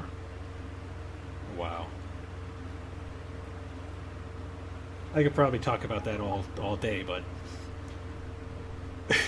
yeah, like you were saying though, the rest of the characters were great. Yeah. Even if we didn't get a whole lot of them in this last episode. Right. Well, I'm glad we got all that Yuri fan service. She was dope as hell. Oh yeah, that was in the previous episode. Yeah. That was great. Seeing her to like just totally walk over that dude, that assassin. Yeah. Showed up. She's just like, "I'm gonna regulate," and then boom. I did like how he was kind of like a pancake after her dude slammed him down with that hammer. Yeah. It's like he's flat. The heck? It's like yeah, I was concerned because I was like, no, Anak and Dorsey, all the waifus are dead. Your waifus are dead. They're gone. You're stuck with Rock. Oh god, Rock best waifu. Well, to be fair, he is a gluttonous character, so he does meet the qualifications. He's a gluttonous character, and he's pretty funny. Yeah. At first he was kind of obnoxious, but yeah, he's alright. He's alright. Yeah, he's pretty funny. He has that, he reminds me of the Zenitsu effect, where it's kind of like really obnoxious, but you just kind of like get immune to it, and you're just kind of like, oh, okay, it's not that bad. Yeah. But although I didn't have that effect with Zenitsu, I liked him from the beginning. I did not. I did not like him in the beginning. I did not like Zenitsu. I was just like, bruh, grow a pair. I thought it was funny. Yeah. By the end, when Zenitsu was explaining to Inosuke about how trains work, I was like, okay, see, this is like collected, calm, in charge Zenitsu. This is what I'm talking about. I can get down with this. But, yeah. Yeah, I just thought he was funny. That's why I liked him. I had no issue with his constant whining and crying. I was like, this dude's funny. Jeez. Then I guess he considered himself kind of a ladies' man too, because he kept hitting on all the girls. Correct. Cool, because he was gonna die. Yeah, you gotta marry me. I'm gonna die any day now. But Rock doesn't have that problem. He just wants to be the strongest. He wants to fight everybody. Yeah, he's good at it though. So. Yeah, true. He did beat the test before everybody else did. Yeah, and he's the last one standing because the bodyguard's gone now. Sure. Which I was kind of wondering about when he disappeared. Because I was like, were they connected? Because as soon as she got stabbed in the back, he was gone.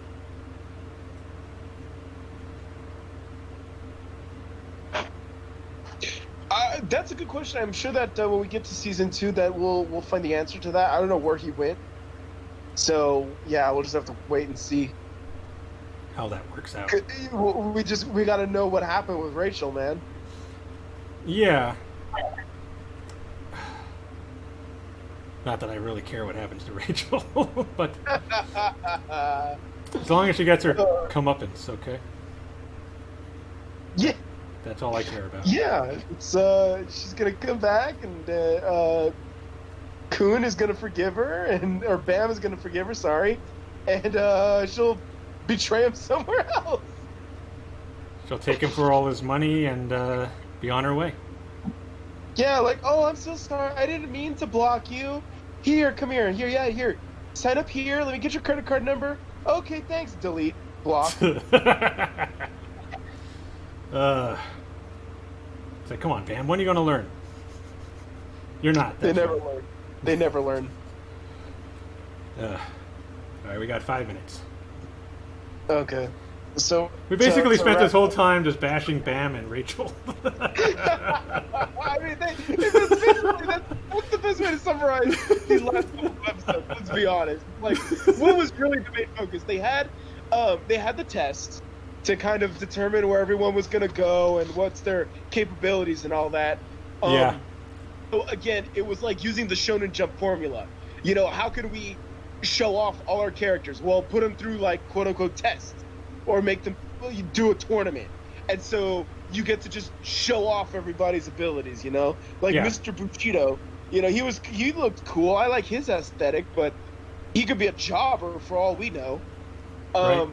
But yeah, it's the Shonen Jump formula. You just put them through all these tests and trials, and they can show off, and all the viewers get to be like, oh, he does that or she does that. He's got this power and she's got this ability. But it wasn't until afterwards, like when we learned more about like Anak and how she was born kind of out of wedlock, more or less.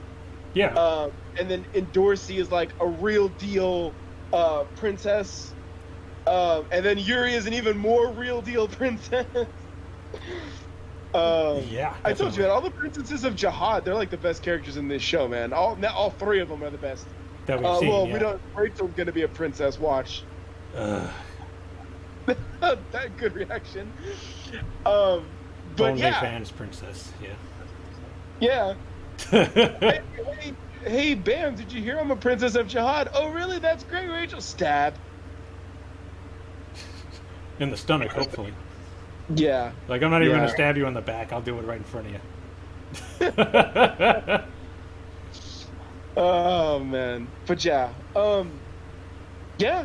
Like you kind of said, it came out of left field. It was based off a webtoon, a manhwa, a Korean comic, Korean manga, Yeah. and it has good characters. I gotta admit, I'm still confused on the overall story. I mean, hell, even this trial with the fish, and you need to get the worm. Oh, but there's a boar, man-eating boar creature thing that eats the things, so you got to distract that guy so the worms come out, and the worms are protected by goblins. I'm like, what? Got to get Goblin Slayer. You're right. Jeez. And so yeah, I'm just like, I don't think you're trying to be like a good storyteller. I think you're just trying to world build for world building with no purpose. But whatever. Yeah. I still like the characters, so even if I don't really get what's going on, I still like the characters. So yeah, What would you give this? Because I gave it a 7. I agree with the 7. 7 out of 10. That's about right. Yeah. It has the potential to do better, so we'll see what they do. Maybe they'll put more money in the budget. Maybe after this intro, because, you know, like, for instance, Konosuba. It's a good example. Konosuba Season 1 was good, but Konosuba Season 2 was great. Yeah. Godlike, Yeah. you know? But without Season 1, you wouldn't have the build-up. You wouldn't have the foundation. True. And so that's kind of how I'm billing this one. Like, this was the foundation, but it's going to be even better now that all the explanation is out of the way. We know Rachel is a scumbag. It's going to be good now. Hopefully. Hopefully. I mean, if we go by what everybody says, then it should start getting a lot better. Good. So I know they all said that once they get into the tower, it gets a lot better. Okay. Cool. I'm looking forward to that. Yeah. But they haven't even announced the second season yet. Like, I was thinking maybe they do it at the end, and they didn't. Like they do with a lot of these shows now. So who knows when a second season, or if a second season will even be announced. Yeah, I know. We all know second season's coming. But it's like you said, when? That's the question. Yeah. Yeah. So So yeah. yeah, so that's it. We'll wait and see. We'll see what season 2 comes up with. Yeah. See what happens. Hopefully, Rachel gets murdered or something, but Yeah. guess She we'll actually gets hit by a truck and does get isekai'd. Hey. see. Into Goblin Slayer's universe. Oh jeez. Oh jeez. Actually, I don't think Hayami Sawari was in Demon Slayer, Goblin Slayer. Was she? In Goblin Slayer, I do not think she was in it. I don't think she was. Katarina was. Katarina was the guild girl. Oh, nice. Yeah. But, yeah, I think Hayami Sawari was not. Okay. She was in Demon Slayer. She was Shinobu, obviously. Yeah. But yeah. Cool. So Hayami Saori, Maria Campbell, so adorable. Oh, she's so great. She lost her own main character status in her own series, but oh well. Maria's cute. It's okay. We can forgive her. And then Yeah. she went to being the absolute trash girl of the season With Rachel. with Rachel as Rachel. Yeah. Wow. Oof. Well, hey, look at that range. Would you get that same acting range with an English voice actor? I think not. No, you wouldn't be able to tell if they were being evil or good or what with the way they voice act. Nick Ricade on his stream, he said it best when he was just all like, generic anime voice number 4. Because he was all like, yeah, all English voice actors, they all sound the same. You know, there's no range. There's no difference, you know? Yeah. Like, when you have someone like Aoyuki who can sound like Shuten Doji, but then she can also sound like Tanya. But then Right. she can sound like, Diane in Seven Deadly Sins. yeah, or Aho Girl. Yeah. You know, that's range, that's difference. So, yeah.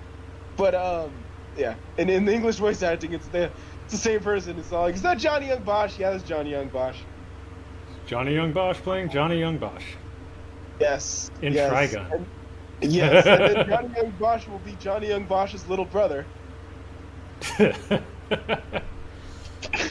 Yeah. So yeah. So anyways, voice actors joke. But yeah, season 2, we'll find out. Yeah, we'll find out what happens.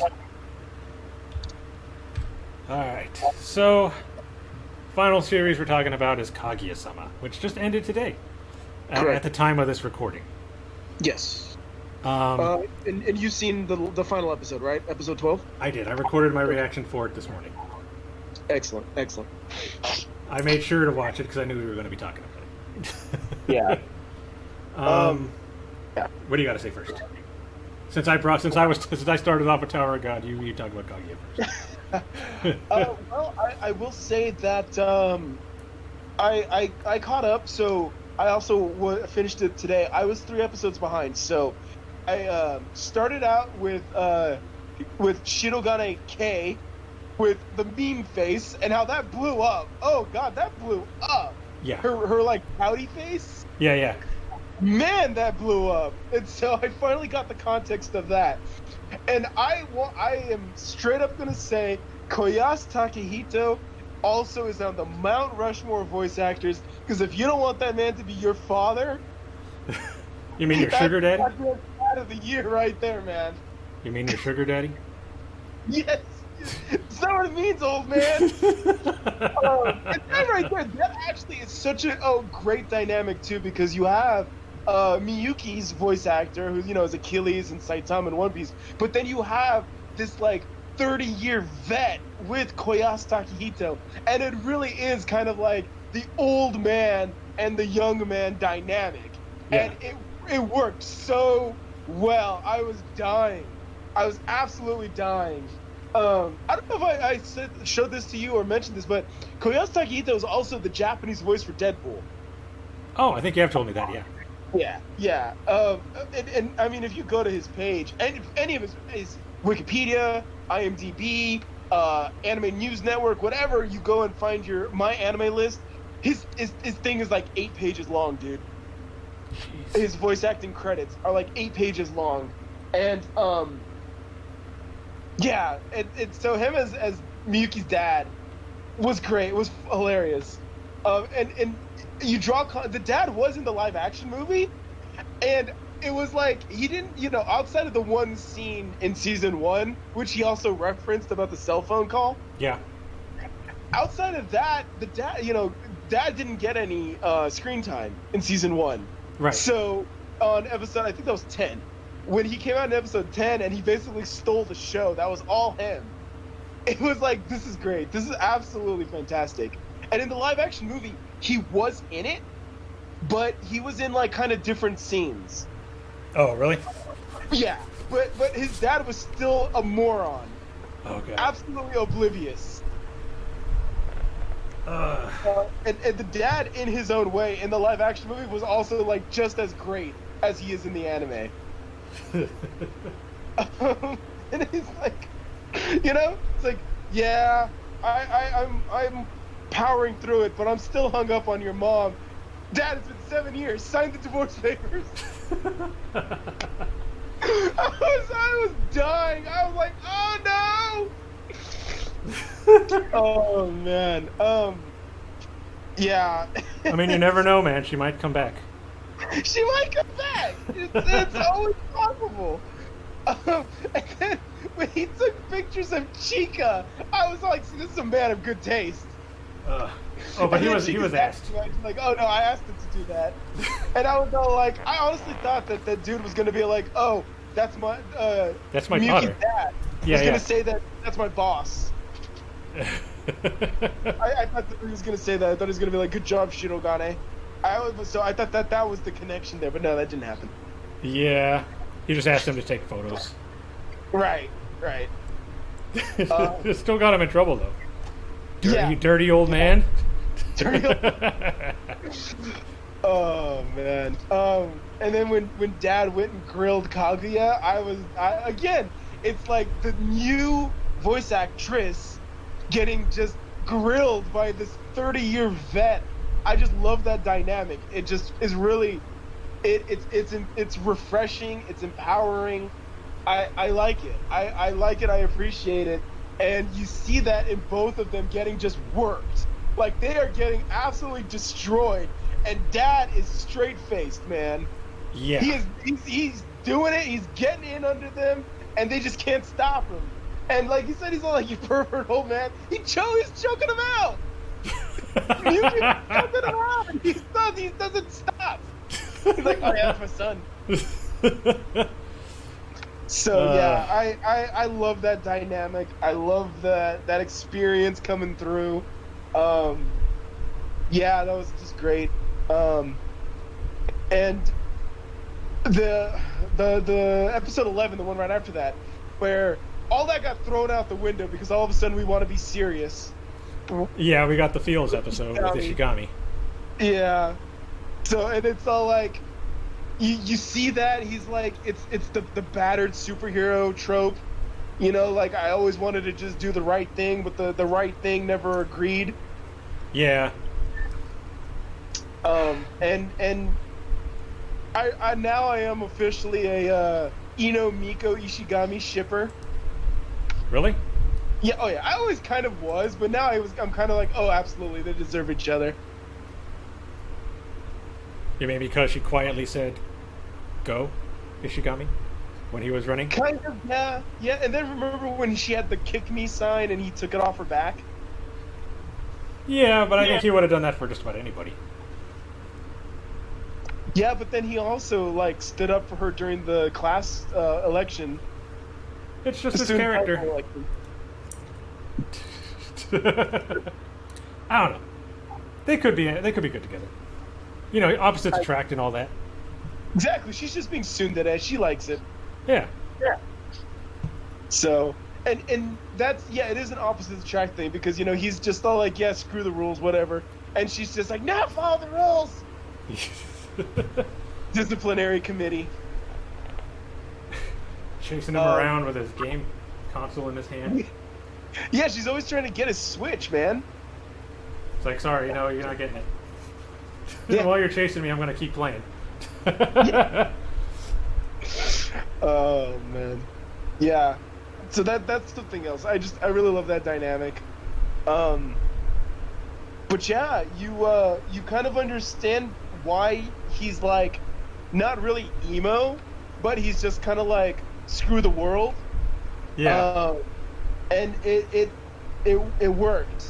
And it was kind of like his comeuppance. He kind of, you know, he got his moment. And it's interesting how that was completely able to be wrapped up in one episode. That could have gone into multiple episodes, but they managed to make it work in one. Like, it really felt complete. Like, it doesn't feel like they left out anything.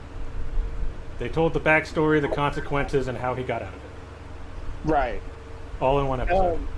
Yeah, and again, it also set up Miko and Ishigami, because they also touched on that, you know? And Miko, remember, Miko was the one who got him back in.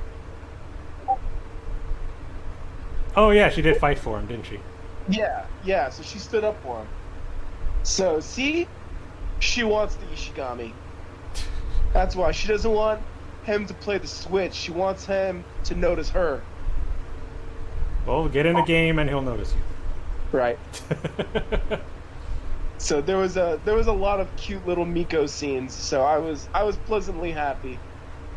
I still think it's funny how when she was talking to her friend about wanting to quit the student council, in her little mind, when they would have Ishigami up there, he wouldn't have a face. It would just be his name written on a blank face. Yeah, he's not worth remembering. He's scum. Yeah. And then Kaguya with her flip phone. I was like, so in the Ace Attorney series, there's a running joke where Phoenix Wright, you know, the main character, Yeah. it's basically like the world of smartphones, right? Like everyone at that point, this was like what 2004. So at that point, that actually was becoming the world of flip phones and more advanced cell phones. But Phoenix Wright always had this like Nokia-looking phone, like the brick. Yeah. And everyone actually told him the same thing. They were like, "Why don't you upgrade, dude? That thing's like so outdated and clunky, and it's like you can't even get it worked on." And he's just like, "But I love this phone." and I think even in like the most recent games, all the way up into like the 3DS games. So remember, Ace Attorney started on like Game Boy Advance, Right. in Japan, and then all the way up to like the 3DS games, he still had the Nokia phone. Well, I mean, it's pretty much like a character thing almost now. Yeah, it was, you know, same argument that Kaguya made. It's like, this phone is my memories. It went through so much with me. I don't want to betray it. Well, she had all her photos on there, so. Yeah. And it didn't have an SD card, so she couldn't transfer them Yeah. And I thought, honestly, that's what it was going to happen. I was like, someone was just going to, like, be like, oh, you could just transfer it. And it was just going to, that was the punchline. Was we were all overly dramatic. And then I was like, oh, wait, no, you can just get it off this way. Boom, boom. But that wasn't what happened, really. No, not at all. She lost all of her photos. Yeah. But you got some cute Hayasaka scenes out of it. She really likes technology. Yes, she does. I didn't quite understand that, but I guess that was a reference to her with the laptop, right? Like, she really knows electronics, or she tinkers with electronics. She built her own. She built her own computer. Yeah. And that was when she was trying to prove that she could get the president to fall in love with her in like a day. Yeah. So she was asking him, I'm trying to get a new laptop, but I don't really know much about computers. Can you help me out? And she's like, you know a lot about computers. What are you talking about? You're lying to him. It's like, yeah, that's the point. She's just trying to get to talk to him. But yeah, she was lying about not knowing much about computers, but she like builds her own computers and knows a ton about technology. But Kaguya was mad at her because she was lying about it.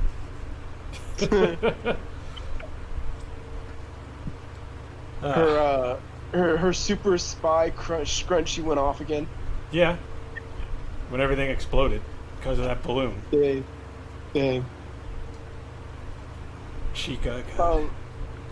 You know what? Actually, funny enough, since we were just talking about this with Rachel and Bam, it's the same thing. Remember with the girl from Ishigami's story, where she blames Ishigami. So you want to talk about a simp?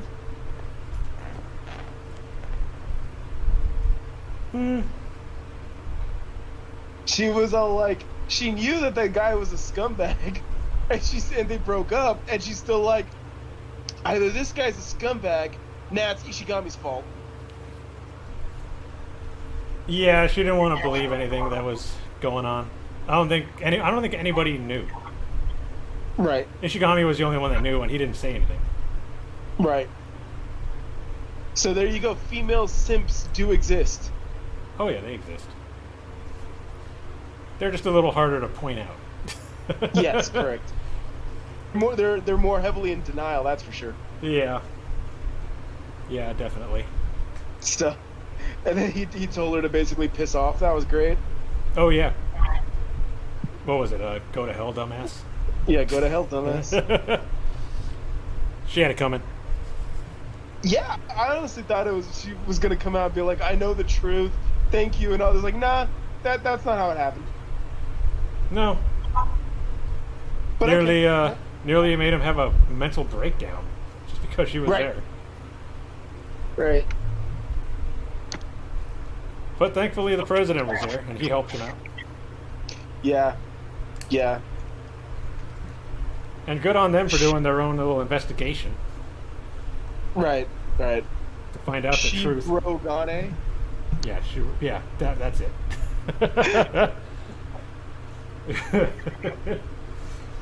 But yeah, they gave us feels in episode 11. They gave us feels in the first 2/3 of this episode with Kaguya on her phone, and then they ended it on a funny note. Oh, the school president, that guy, the French guy. Oh, he was. Oh man, he was great. See, he likes it too. He believes in Miko Ino Ishigami shipping. See? Well, he didn't have them as a boyfriend girlfriend like he told Chika Miyuki. and Miyuki. Yeah. Almost got him fired for that. Yeah. Until he was like, it's too bad Kaguya can't get in these photos because she would be perfect as the girlfriend. Dude. The Ice Queen death stares, I was dying. She's all like, I can end your existence right now. Does he realize how much my family donates to this school?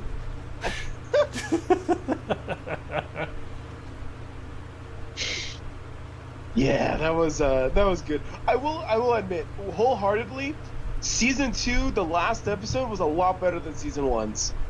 Yeah, I can agree with that. Definitely better. I don't get the figuratively blowing up the school with a balloon though. That's kind of like, huh? But okay. Right. I like how they gave the credits and the voice acting to like every single minor character that ever spoke in the show. That was funny. Yeah. Like even the girl that's just watching those two that started dating last season. Yeah. They gave her voice actress. Like they put that up too. And she doesn't even talk. Yeah. She just gets credits. Yeah. Yeah, I will say that someone on Facebook actually shared a part from the manga, so I'm gonna kind of say that this is a spoilers potential. But apparently in the manga, they had to share it. But there was a part where Miyuki apparently walks in on his sister Kei, and she's coming out of the shower, and then she's just kind of like playing like, how do I play this off? And she's all like, oh, I'm just gonna be cool about it, and she's gonna be like, so just gonna stand there and stare at me? And I'm looking at this and I'm like, I don't know if I can share this on Facebook. I'm all like, granted, of course it's a manga, and so there's no nudity or nips or anything like that. Right. But it's just kind of like right on the edge. And I'm like, this manga really is not holding back, are they? I guess not. Man. Maybe I should start reading the manga. Yeah? I kind of don't want to because I want to be surprised when the new season comes out.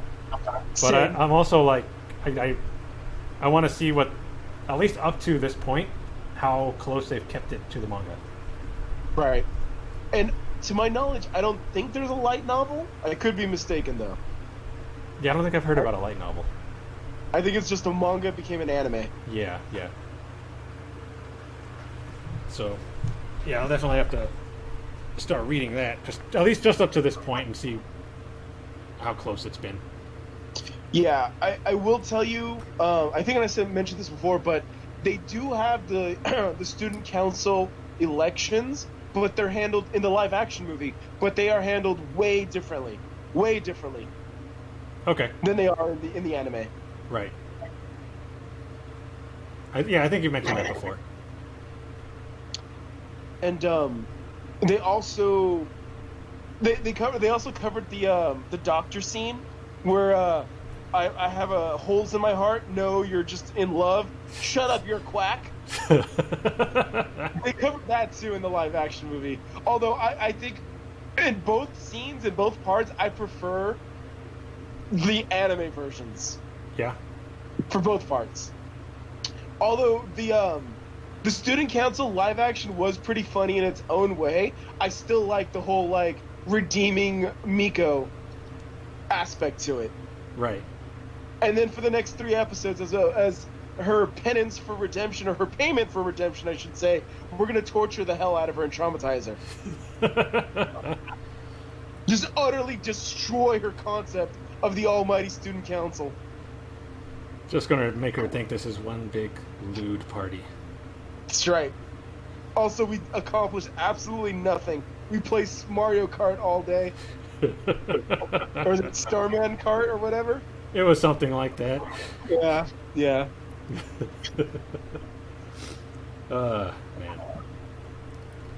What did you give this season, as far as a rating? Oh, I gave it a 9 out of 10. Yeah, that's what I gave it. I Yeah, gave it a 9. absolutely.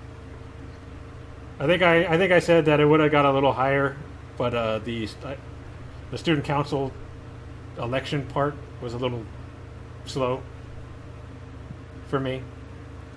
But then it picked right back up afterwards. So Right.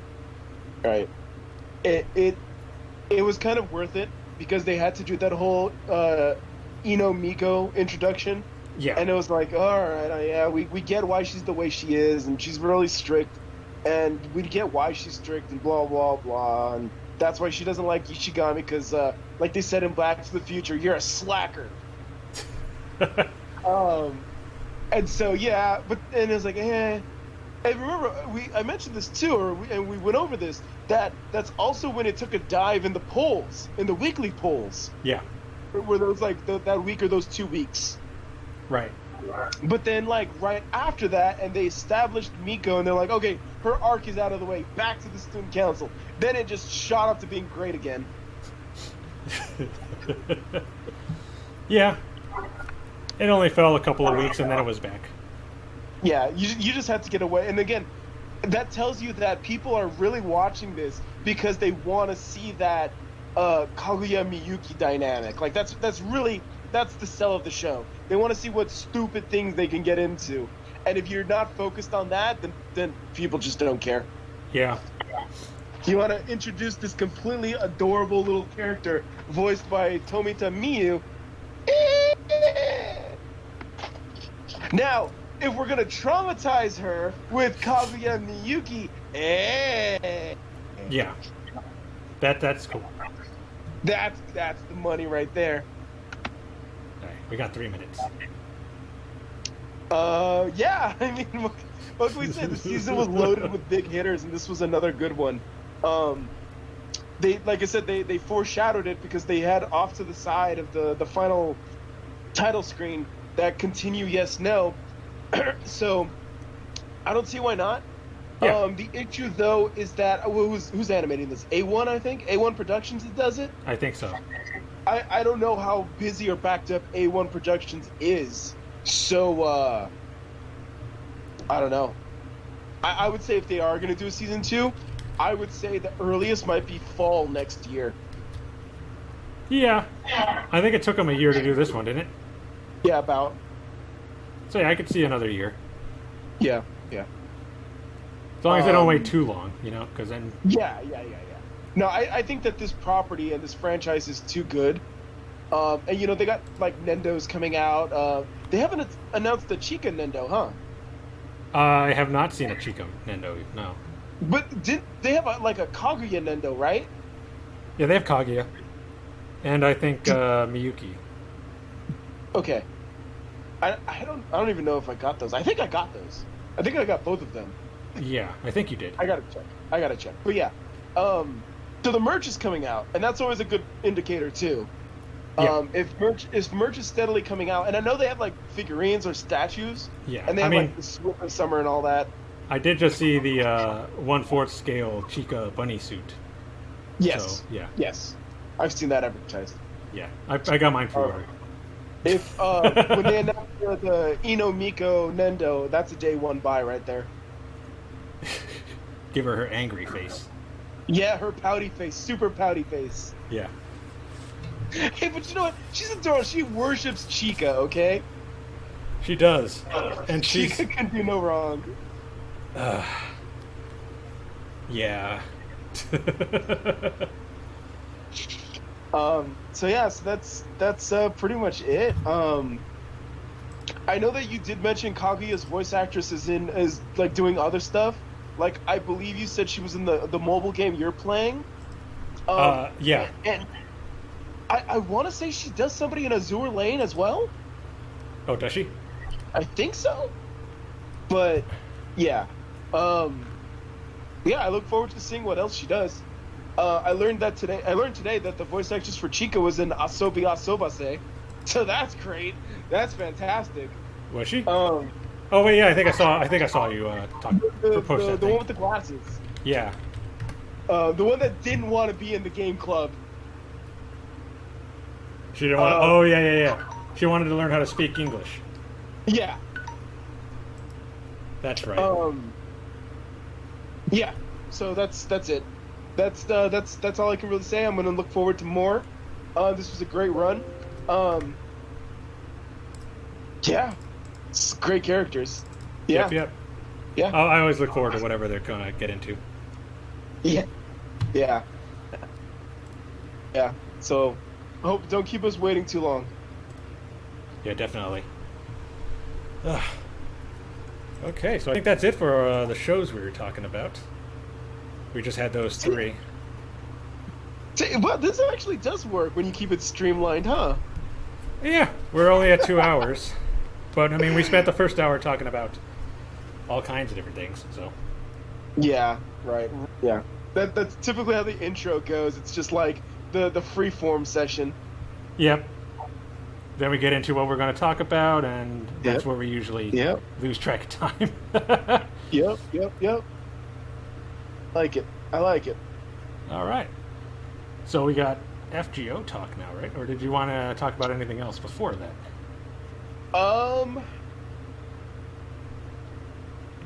Well, so I did want to bring up AnimExpo real quick, and so I'll do this before that because this will lead into the FGO Talk.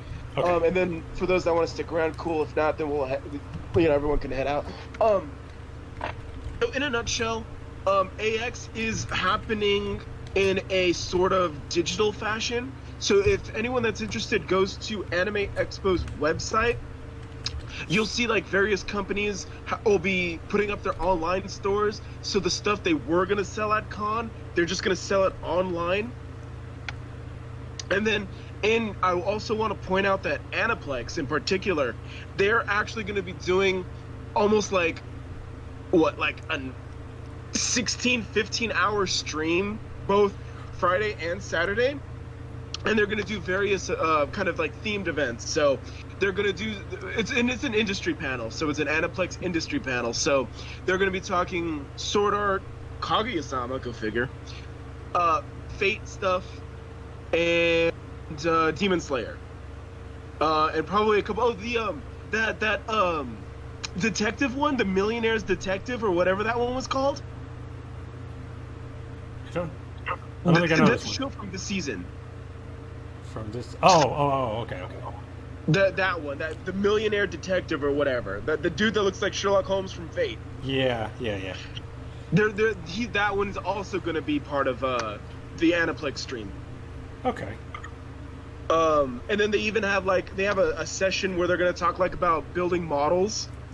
Because now that I think about it, they did sell like some Gunpla, I believe, or at least they contracted and they built like model kits. So they're even going to do something like that. They do have a musical guest as well. So check it out. I'm going to be watching some of the panels. Definitely like the Kaguya-sama and the Fate panel. I'm going to be checking those out. And yeah, so on the lookout. Like I said, go to Aniplex. Well, you can go to Aniplex's website if you want to just know about the state of Aniplex industry, and then the schedule is all on there as well with the times and all of that. So, Cool. yeah, check that out. And AX originally would have started this upcoming Thursday. Yeah. But unfortunately, which was July 2nd, which would, as of the recording of this, would have been July 2nd. But yeah, Corona-chan kind of came in and said, "Let me handle that for you." Yeah, that's gonna be a no. Yeah. If you could maybe postpone your convention, that would be great. Thank you. Thank you. Great. Cover sheet on the TPS reports. Yes.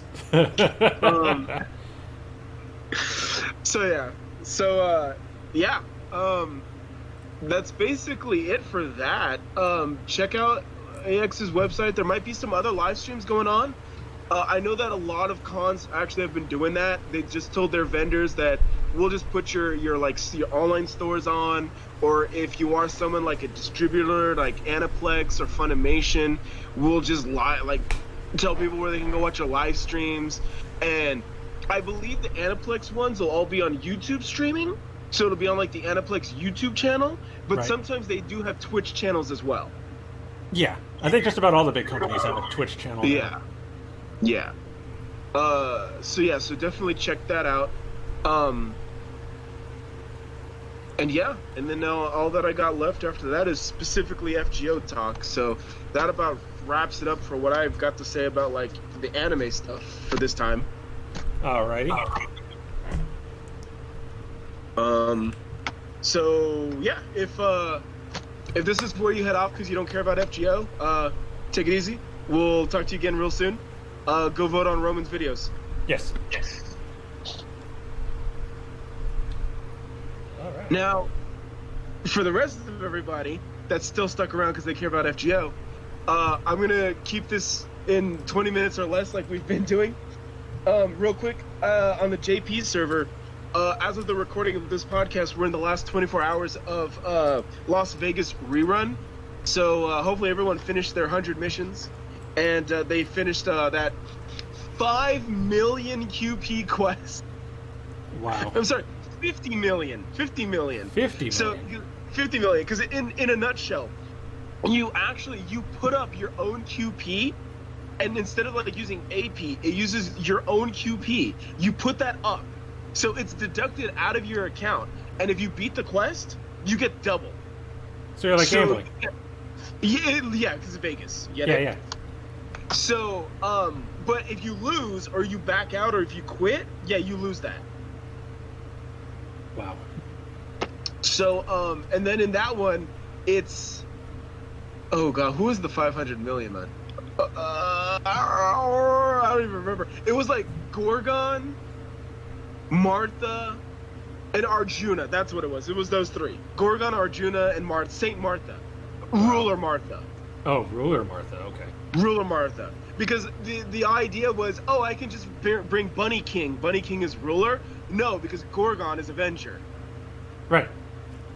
And then it's all like, oh well, Saint Martha, I'll bring my Moon Cancer. I'll bring my BB. Oh wait, Saint Martha is a ruler. Sorry, BB to beat Gorgon, because Moon Cancer versus Avenger, you know. Yeah. But it's all like, oh wait, Saint Martha's a ruler, and ruler beats Moon Cancer. Yeah. So it's really finicky. Really finicky. I'll just bring a team of berserkers then. No. Yeah. You can. I mean, you can. I ended up. At least I ended up starting with my Musashi berserker. Yeah. But she didn't last too long. No. But really, I was like, as long as I can get the first break bars out, then I can finish up the rest of it, and that's kind of what happened. I shockingly was able to beat that without command seals, so I will take that W. And this is my gimped Japanese team. That's not as good as my USA team, so I was able to beat it without command seals. I'll take that. I'll take that any day. So yeah, that's what you kind of have a preview to look forward to. But yeah, regardless, anybody that's on the JP server, we don't know what's coming up next. We are now officially on uncharted territories, and again, we can thank our friend Corona-chan. Yep. She threw the monkey in the wrench, and so we'll see. I don't even think they've announced when's the next live stream to talk about what's coming next. We know that FanFest is gonna be online or digital for like soon, but I guess we're just gonna wait for the live stream for JP. So that's basically it for the JP side of things. The USA side is a little bit more lively. Yeah. Because right now we're in the middle of Lost Belt Chapter 2. How far are you? I haven't started yet. I haven't even started yet. Okay, good. Yeah, I rushed through the storyline because I want to get to farming materials for Scotty. So, yeah. Oh, the ice cream queen. Mm-hmm. Ice cream. Are you a Scotty guy? Are you a Scotty guy? I'm gonna go for it. Yeah. Yeah. Are you particular? Do you like her design? You like her character? Yeah, I kind of like her design. I mean, I like Skasaha anyway, so. Okay. I did kind of like, even though I skipped most of the cutscenes, I did like once in a while I would still kind of like read a couple. I actually was impressed that they did acknowledge that she was in Scat's body. Yeah. Like, I didn't think they were going to actually touch on that or mention it. I think they were just going to kind of be like, oh, yeah, I'm just like, I'm here, I'm my own thing. But it's all like, no, they actually came out and acknowledged it. And it was like, huh, okay, all right. Cool. So they did that. But yeah, I know that Roman and I, at the end of this recording, Roman's gonna record his roles, and I'm gonna be on voice chat. I'm gonna be rolling right there because we're both going for Valkyrie, and Roman is going for Brain as well. So Yes. I'll be on for a little bit on voice chat. So I'll be in the background talking smack. Oh yeah, he will. And we'll both be rolling. But after that, that's what's going on right now.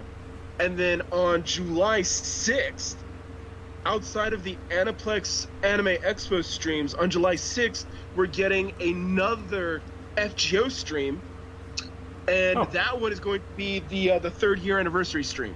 Okay. So that's where we're going to talk about all the third year festivities. So like the GSSR and Scotty and all that. Right. Because what was it? It was like a 10-part campaign. Yeah, I think so. It was pretty big. Yeah. It's like half AP on dailies, doubles super success on leveling up, like characters and craft essence, strengthening quests, memorial quests, Paul Bunyan's coming back. Which I still need. I only have one copy. Really? Yeah.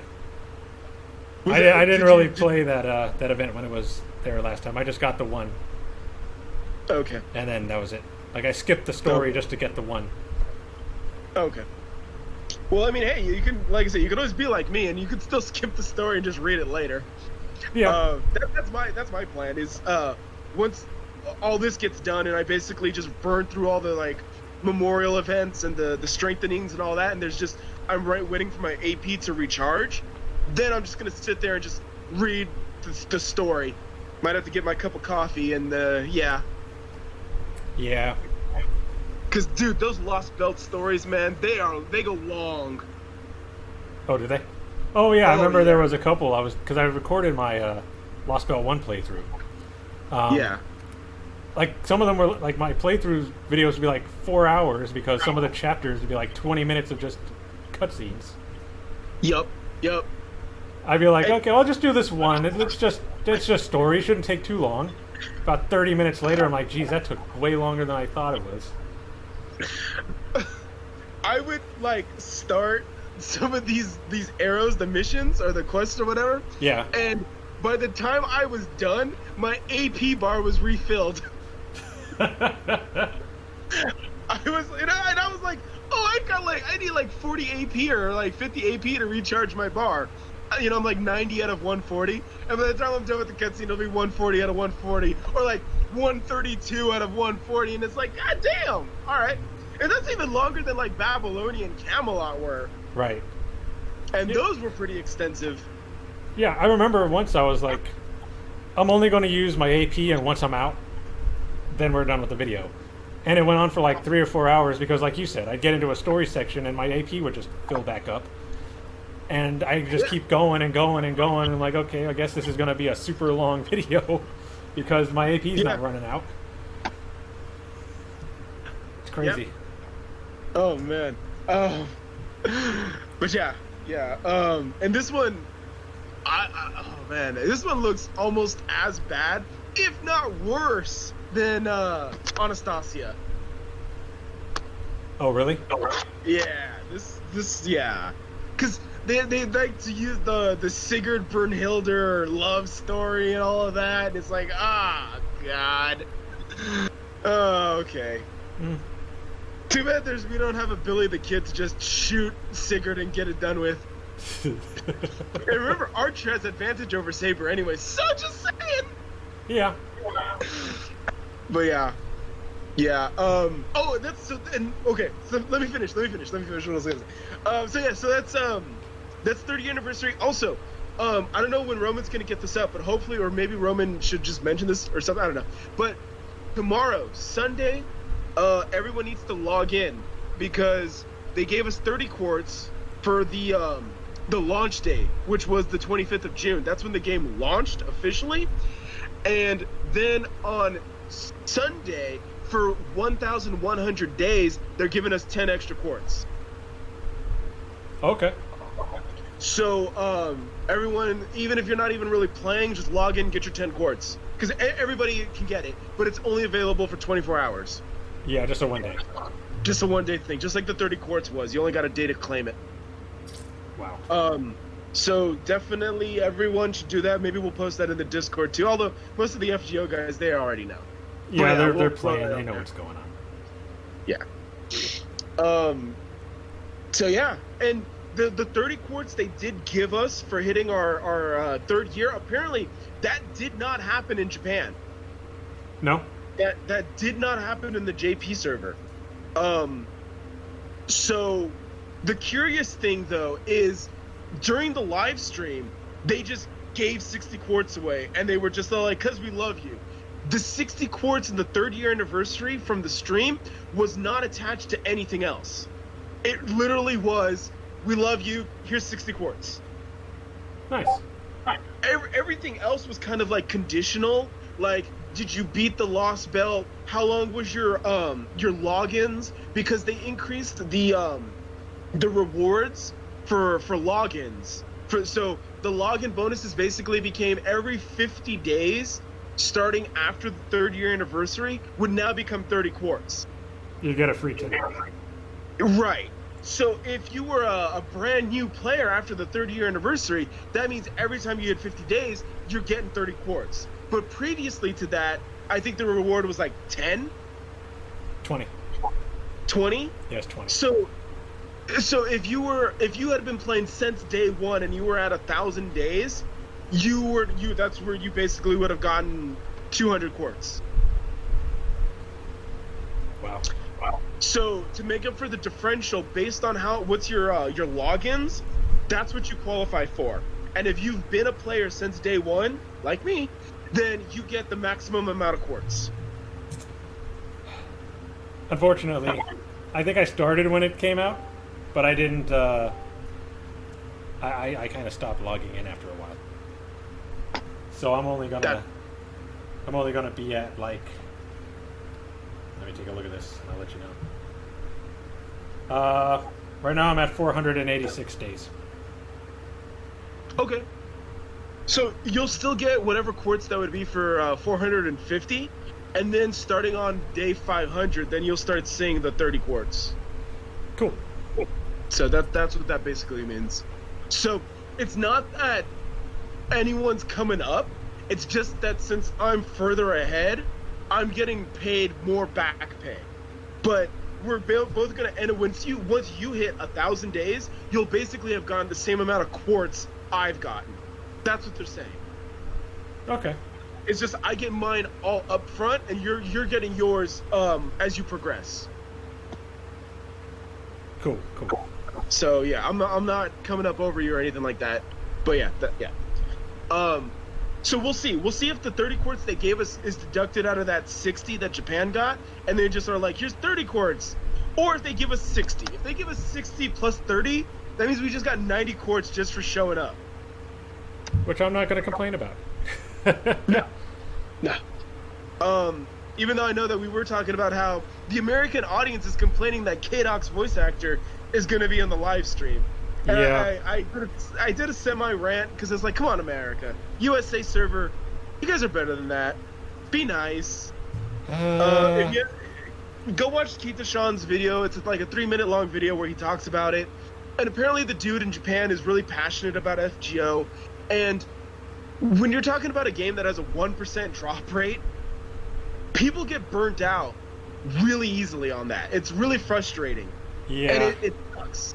And the salt is real, you know? It is. But people keep playing. Yeah, exactly. And when you're a voice actor, a Japanese voice actor for anime and video games, and you're still passionate, like it doesn't bug you, you still love the product, and you love what the product means to you and what it does for you and entertains you, that's hard to come by. Yeah.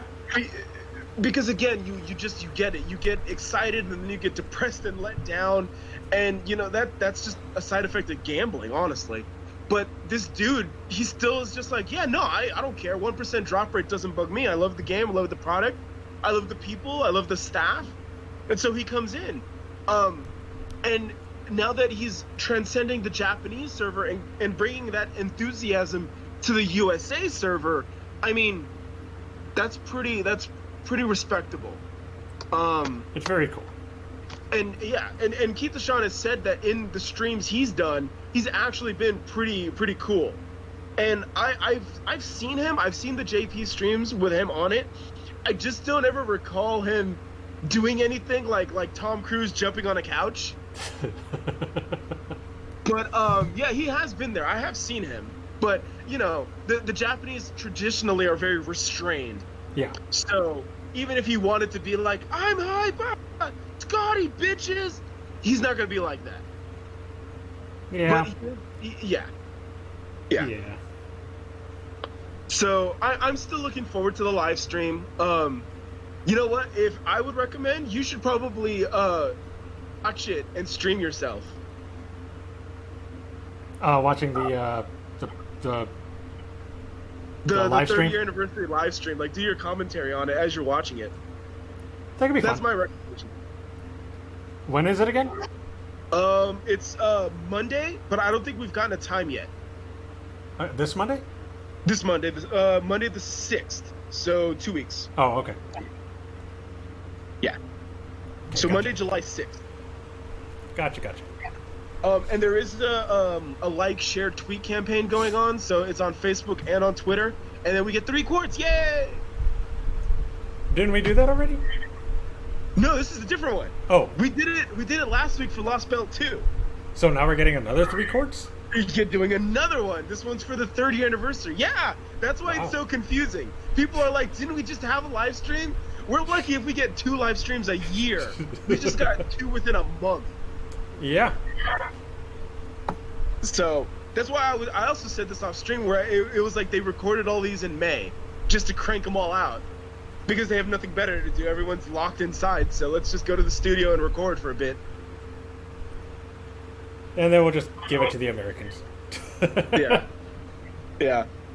But yeah, that's basically it. And anybody else that's curious, if you go to Google and do FGO events, that'll take you to the FGO wiki page, and on there you can actually look at the go to the JP server under past events. Just click 2018 July. You'll see the 30-year anniversary, and that page will tell you, it'll break it all down for you. I believe Chaldea Gurus, I think they also did a video where they broke it down, and that one went up like a week or 2 ago. And he also just broke it all down in a video format. So if you don't want to look at the webpage, you can just watch his video, and he actually breaks it all down, like all 10 parts. Also, command codes get introduced. Command codes. Command codes are little things that you actually put on the cards of your characters. So, like, one of the first command codes that gets introduced is, like, every time you, like, let's say you pick Okita, Saber, and you pick a quick card, and you put on this command code, that every time you use this command code, she gets 300 hit points recharged. Oh, nice. The catch, though, is that you need to get the keys. You need to get keys to install the card, and then you need to get a key to uninstall the card. So, like, you use, like, this one today, but as for all future events will now have, like, special command codes that are, like, you know, like, they have, like, the Babylonia one. There's one with, like, Foe. There's one with, like, Merlin. There's one, like, the first one I think has, like, Moshu on it. So they have all these unique designs. One of them was, like, Tosaka's command spells. Right. And then they all have different effects. Like, one will be, like, more star absorption. So, like, when that card comes up, it'll absorb more stars. Okay. Some increase crit, some increase damage, some heal you, some do, like, poison or additional effect. Burn, maybe. Yeah. Stuff like that. And then the keys are also color based too. So one buster, one quick, one arts. So and those will also be for mana prisms as well. So every month you'll be able to get, like, I think 5 keys. Okay. And then there will also be 1 to 3 star command codes that are going to go into friend point gacha. So when you're rolling friend points every day, you can get command codes out of there as well. Cool. And this, in the beginning, for maybe like the rest of the year, you might not really need it. It might not be super necessary, especially since there won't be a whole lot of command codes out. But starting with, like, after New Year, especially with, like, Lost Belt 4 and beyond, you're gonna need them. Because the hit points on the bosses are gonna become, like, minimum, like, 400,000 hit points. Yeah. Okay. It's like the bosses don't really get much more difficult or require better strategies. They just have higher hit points. Yeah. Okay. So it takes longer to kill them. Well, that sucks, but okay. Yeah. Because, again, the assumption is that you're using command codes. Those special effects will all kind of stack. Yeah. Yeah. Yeah. So they got to make it a little more difficult for you to kill them. Correct. Okay. They need to do something to balance out the difficulty, and that's their solution, is break bars and higher hit point counts. Okay. So, again, there will be more in-depth explanations during, like, 30th anniversary and the FAQs and all of that that'll go into the system a little bit more in-depth. But I wholeheartedly recommend that as soon as they implement it, start using it. Okay. And you can even, I mean, you can be a little cavalier about using them, because all the item shops and events will have keys in them, and then you will have keys in the Mana Prism shop. But, you know, you don't want to really go and give, like, a 4-star command code to, like, Kiyohime Berserker, you know? But what if she deserves it? Then you go ahead and do it for your waifu. Do it for your waifu. If you really love Paul Bunyan, give her all the command codes. Okay. But, yeah, it is a little strategic, and especially if you get a command code later on that's a better option, then you're gonna, like, you have to spend a key to remove it, and then you're gonna have to use another key to install it, and so, yeah. Those keys are sometimes drops from, like, event quests, so you can just, like, get a key, but, other than that, it's not like they're not, like, dropped by monsters. Oh, really? No, they're all basically either quest drops, like quest drops, like first time clear quest drops, or purchased from Mana Prism shop or event shops. Okay. So yeah, but it's not like you can't gotcha them either. Yeah. All right. Yeah. maybe once in a while they might be part of like the login bonuses, like like a milestone reward. You might get a couple. Okay. Yeah. Okay. But yeah, that's gonna be coming with 30-year anniversary command codes. Cool. I guess the last thing I wanted to cover was real quick. There was a thing about 4Kids that I referenced, and the joke is Sigurd, who I know Roman loves Sigurd, man. He's just so cool, man. So cool. Yeah, Sigurd's voice actor is apparently Seto Kaiba from Yu-Gi-Oh! Right. I keep seeing that mentioned. And so all the jokes now is all like, you're a third-rate master with a fourth-rate Chaldea. So yeah. So, dude, no, I just all of a sudden I was like, dude, it's Seto Kaiba. I'm like, I didn't really like grow up with Yu-Gi-Oh! Like, we have a friend, Roman and I, his name is Jose. Jose was pretty big into Yu-Gi-Oh! He was the Yu-Gi-Oh! Guy, man. Yeah. But yeah, I missed that train. But like last year, I did start watching Japanese Yu-Gi-Oh! On Crunchyroll because they got it. And I will tell you, man, the Japanese opening, the season 1, like the very first opening, that's a banger, man. That theme, that opening is legit. Yeah. You know? The Japanese Yu-Gi-Oh! Season 1 first opening is legit. Absolutely legit. Might have to look it up. Yeah. Definitely look it up. And make all the Sigurd as Seto Kaiba memes, which obviously have already been done. There's already fan arts of his head imposed on Kaiba's body, and etc. etc. But yeah. Only last thing about that is Mai Valentine, the Japanese voice actress for Mai, is actually one of Ilia's maids in like Heaven's Feel and in Fate Collide. He's Sella, the maid. Okay. But yeah, that's about as far as that goes. Okay. But yeah. No, as soon as I got the banger, and I was like, man, I gotta listen to that theme. That theme song is just dope. But yeah, those Egyptians, man, when they played their card games, they knew how to make beats. Yeah, I mean, they had to keep themselves entertained, so they had to come up with all kinds of different things. When they're sending each other to the Shadow Realm. Right. But yeah, man. That's about it. That's all the FGO news I got for now. Like I said, Monday, July 6th will be the third-year anniversary live stream, so we'll get some more news. They will also probably cover Summer 2, because that's what should be going on right now. We should be doing our Summer 2 rerun, but because Scotty needs to come out by the 4th of July, or now the 6th of July, we're currently doing Lost Bell 2. So I'm pretty sure that, well, I do know in the Japanese third-year anniversary, they went over Summer 3, because I remember us all watching the live stream, and we're like, is that John on a whale? Is she got dolphin? And that was kind of like, wow, that was like the big, everyone was like, WTF moment. Because they didn't show any other character. All they showed was Summer Jeanne d'Arc, and they showed her Noble Phantasm, where she's all jumping with the dolphins and stuff. We're like, what the hell is going on? What is this?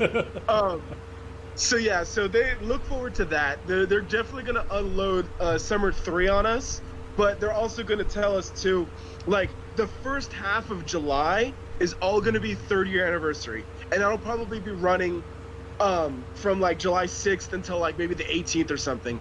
And then once that dies out, then we're going to do Summer 2 rerun, so that's the Ishtar Cup, and then after that, in the beginning of August, we'll now officially be in Summer 3, which will be Hawaii Comic-Con. Right. And yeah, and that's it. That's Awesome. it. Yep, that's all I got. Hopefully I was under 20 minutes or under the 25-minute mark. You're a little over, but you know. Awesome. All right. Well, that's it. Next time we'll see what happens, and we'll go from there. And hopefully Japan gets something cool. Yeah, hopefully. I mean, with all this going on, I know they haven't really had much time to do anything really. So For reals. Yeah. see what they get. Maybe another rerun or something, but Yeah, it's possible. don't know. Yeah. Just gonna have to wait and see. All right, that's it. That's all I got. Yep. I mean, I don't really have much for FGO because you're the one that does all the news because you know more about it than I do because you've been playing much longer, and you play both servers. So yeah, man, I'm all over here like number crunching and date crunching and trying to optimize all my event runs and my CEs and my characters and all of this, and I'm like, all right, today I think they changed over the EXP farming, but I've been farming caster cards for Scotty to maximize the EXP. Yeah, I think they just changed it. Okay. So, yeah. So then now that they changed it, I can go back to farming free quests on Lost Bell 2. Yeah. And get your materials. Correct. Oh, that's gonna be fun. Oh yeah. But all right. Well, I will say on before we leave, if I get my 10-10-10 Scotty, you'll find it on Discord. Believe me, I will be posting it on every single channel. He'll be posting it everywhere. Yeah. I mean, he does that with other servants that are already been out for a while, but so you better believe he'll do it for Scotty. Yeah. Oh, one more thing. I keep saying one more thing. Are you gonna record your GSSR, your role? Oh yeah. Okay. Definitely. Look forward to that. Yeah, I'm definitely going to do a lot. I'm going to record a bunch of the roles. Like I'm going to record the Bryn and Valkyrie. So okay. Yeah, definitely going to do that too. Okay. Oh yeah, we should switch over to that then. Okay, let's get out of here then. Yep. All right, so I hope you all enjoyed this episode of the Anime Mystics podcast. We will be back again in another couple of weeks, hopefully. Yes. With Princess Connect, because that's the only one we haven't talked about. Yes. And maybe something else. Who knows? Yes. So yeah, we're gonna get out of here. I'm gonna go do my rolls and see who I get. And yep. Yeah. See you all later. Vote on Roman's video. Look in the description for the where to go to vote. Have a good and safe 4th of July, however you end up celebrating it, and stay safe. Yes. So until next time, bye. Take it easy.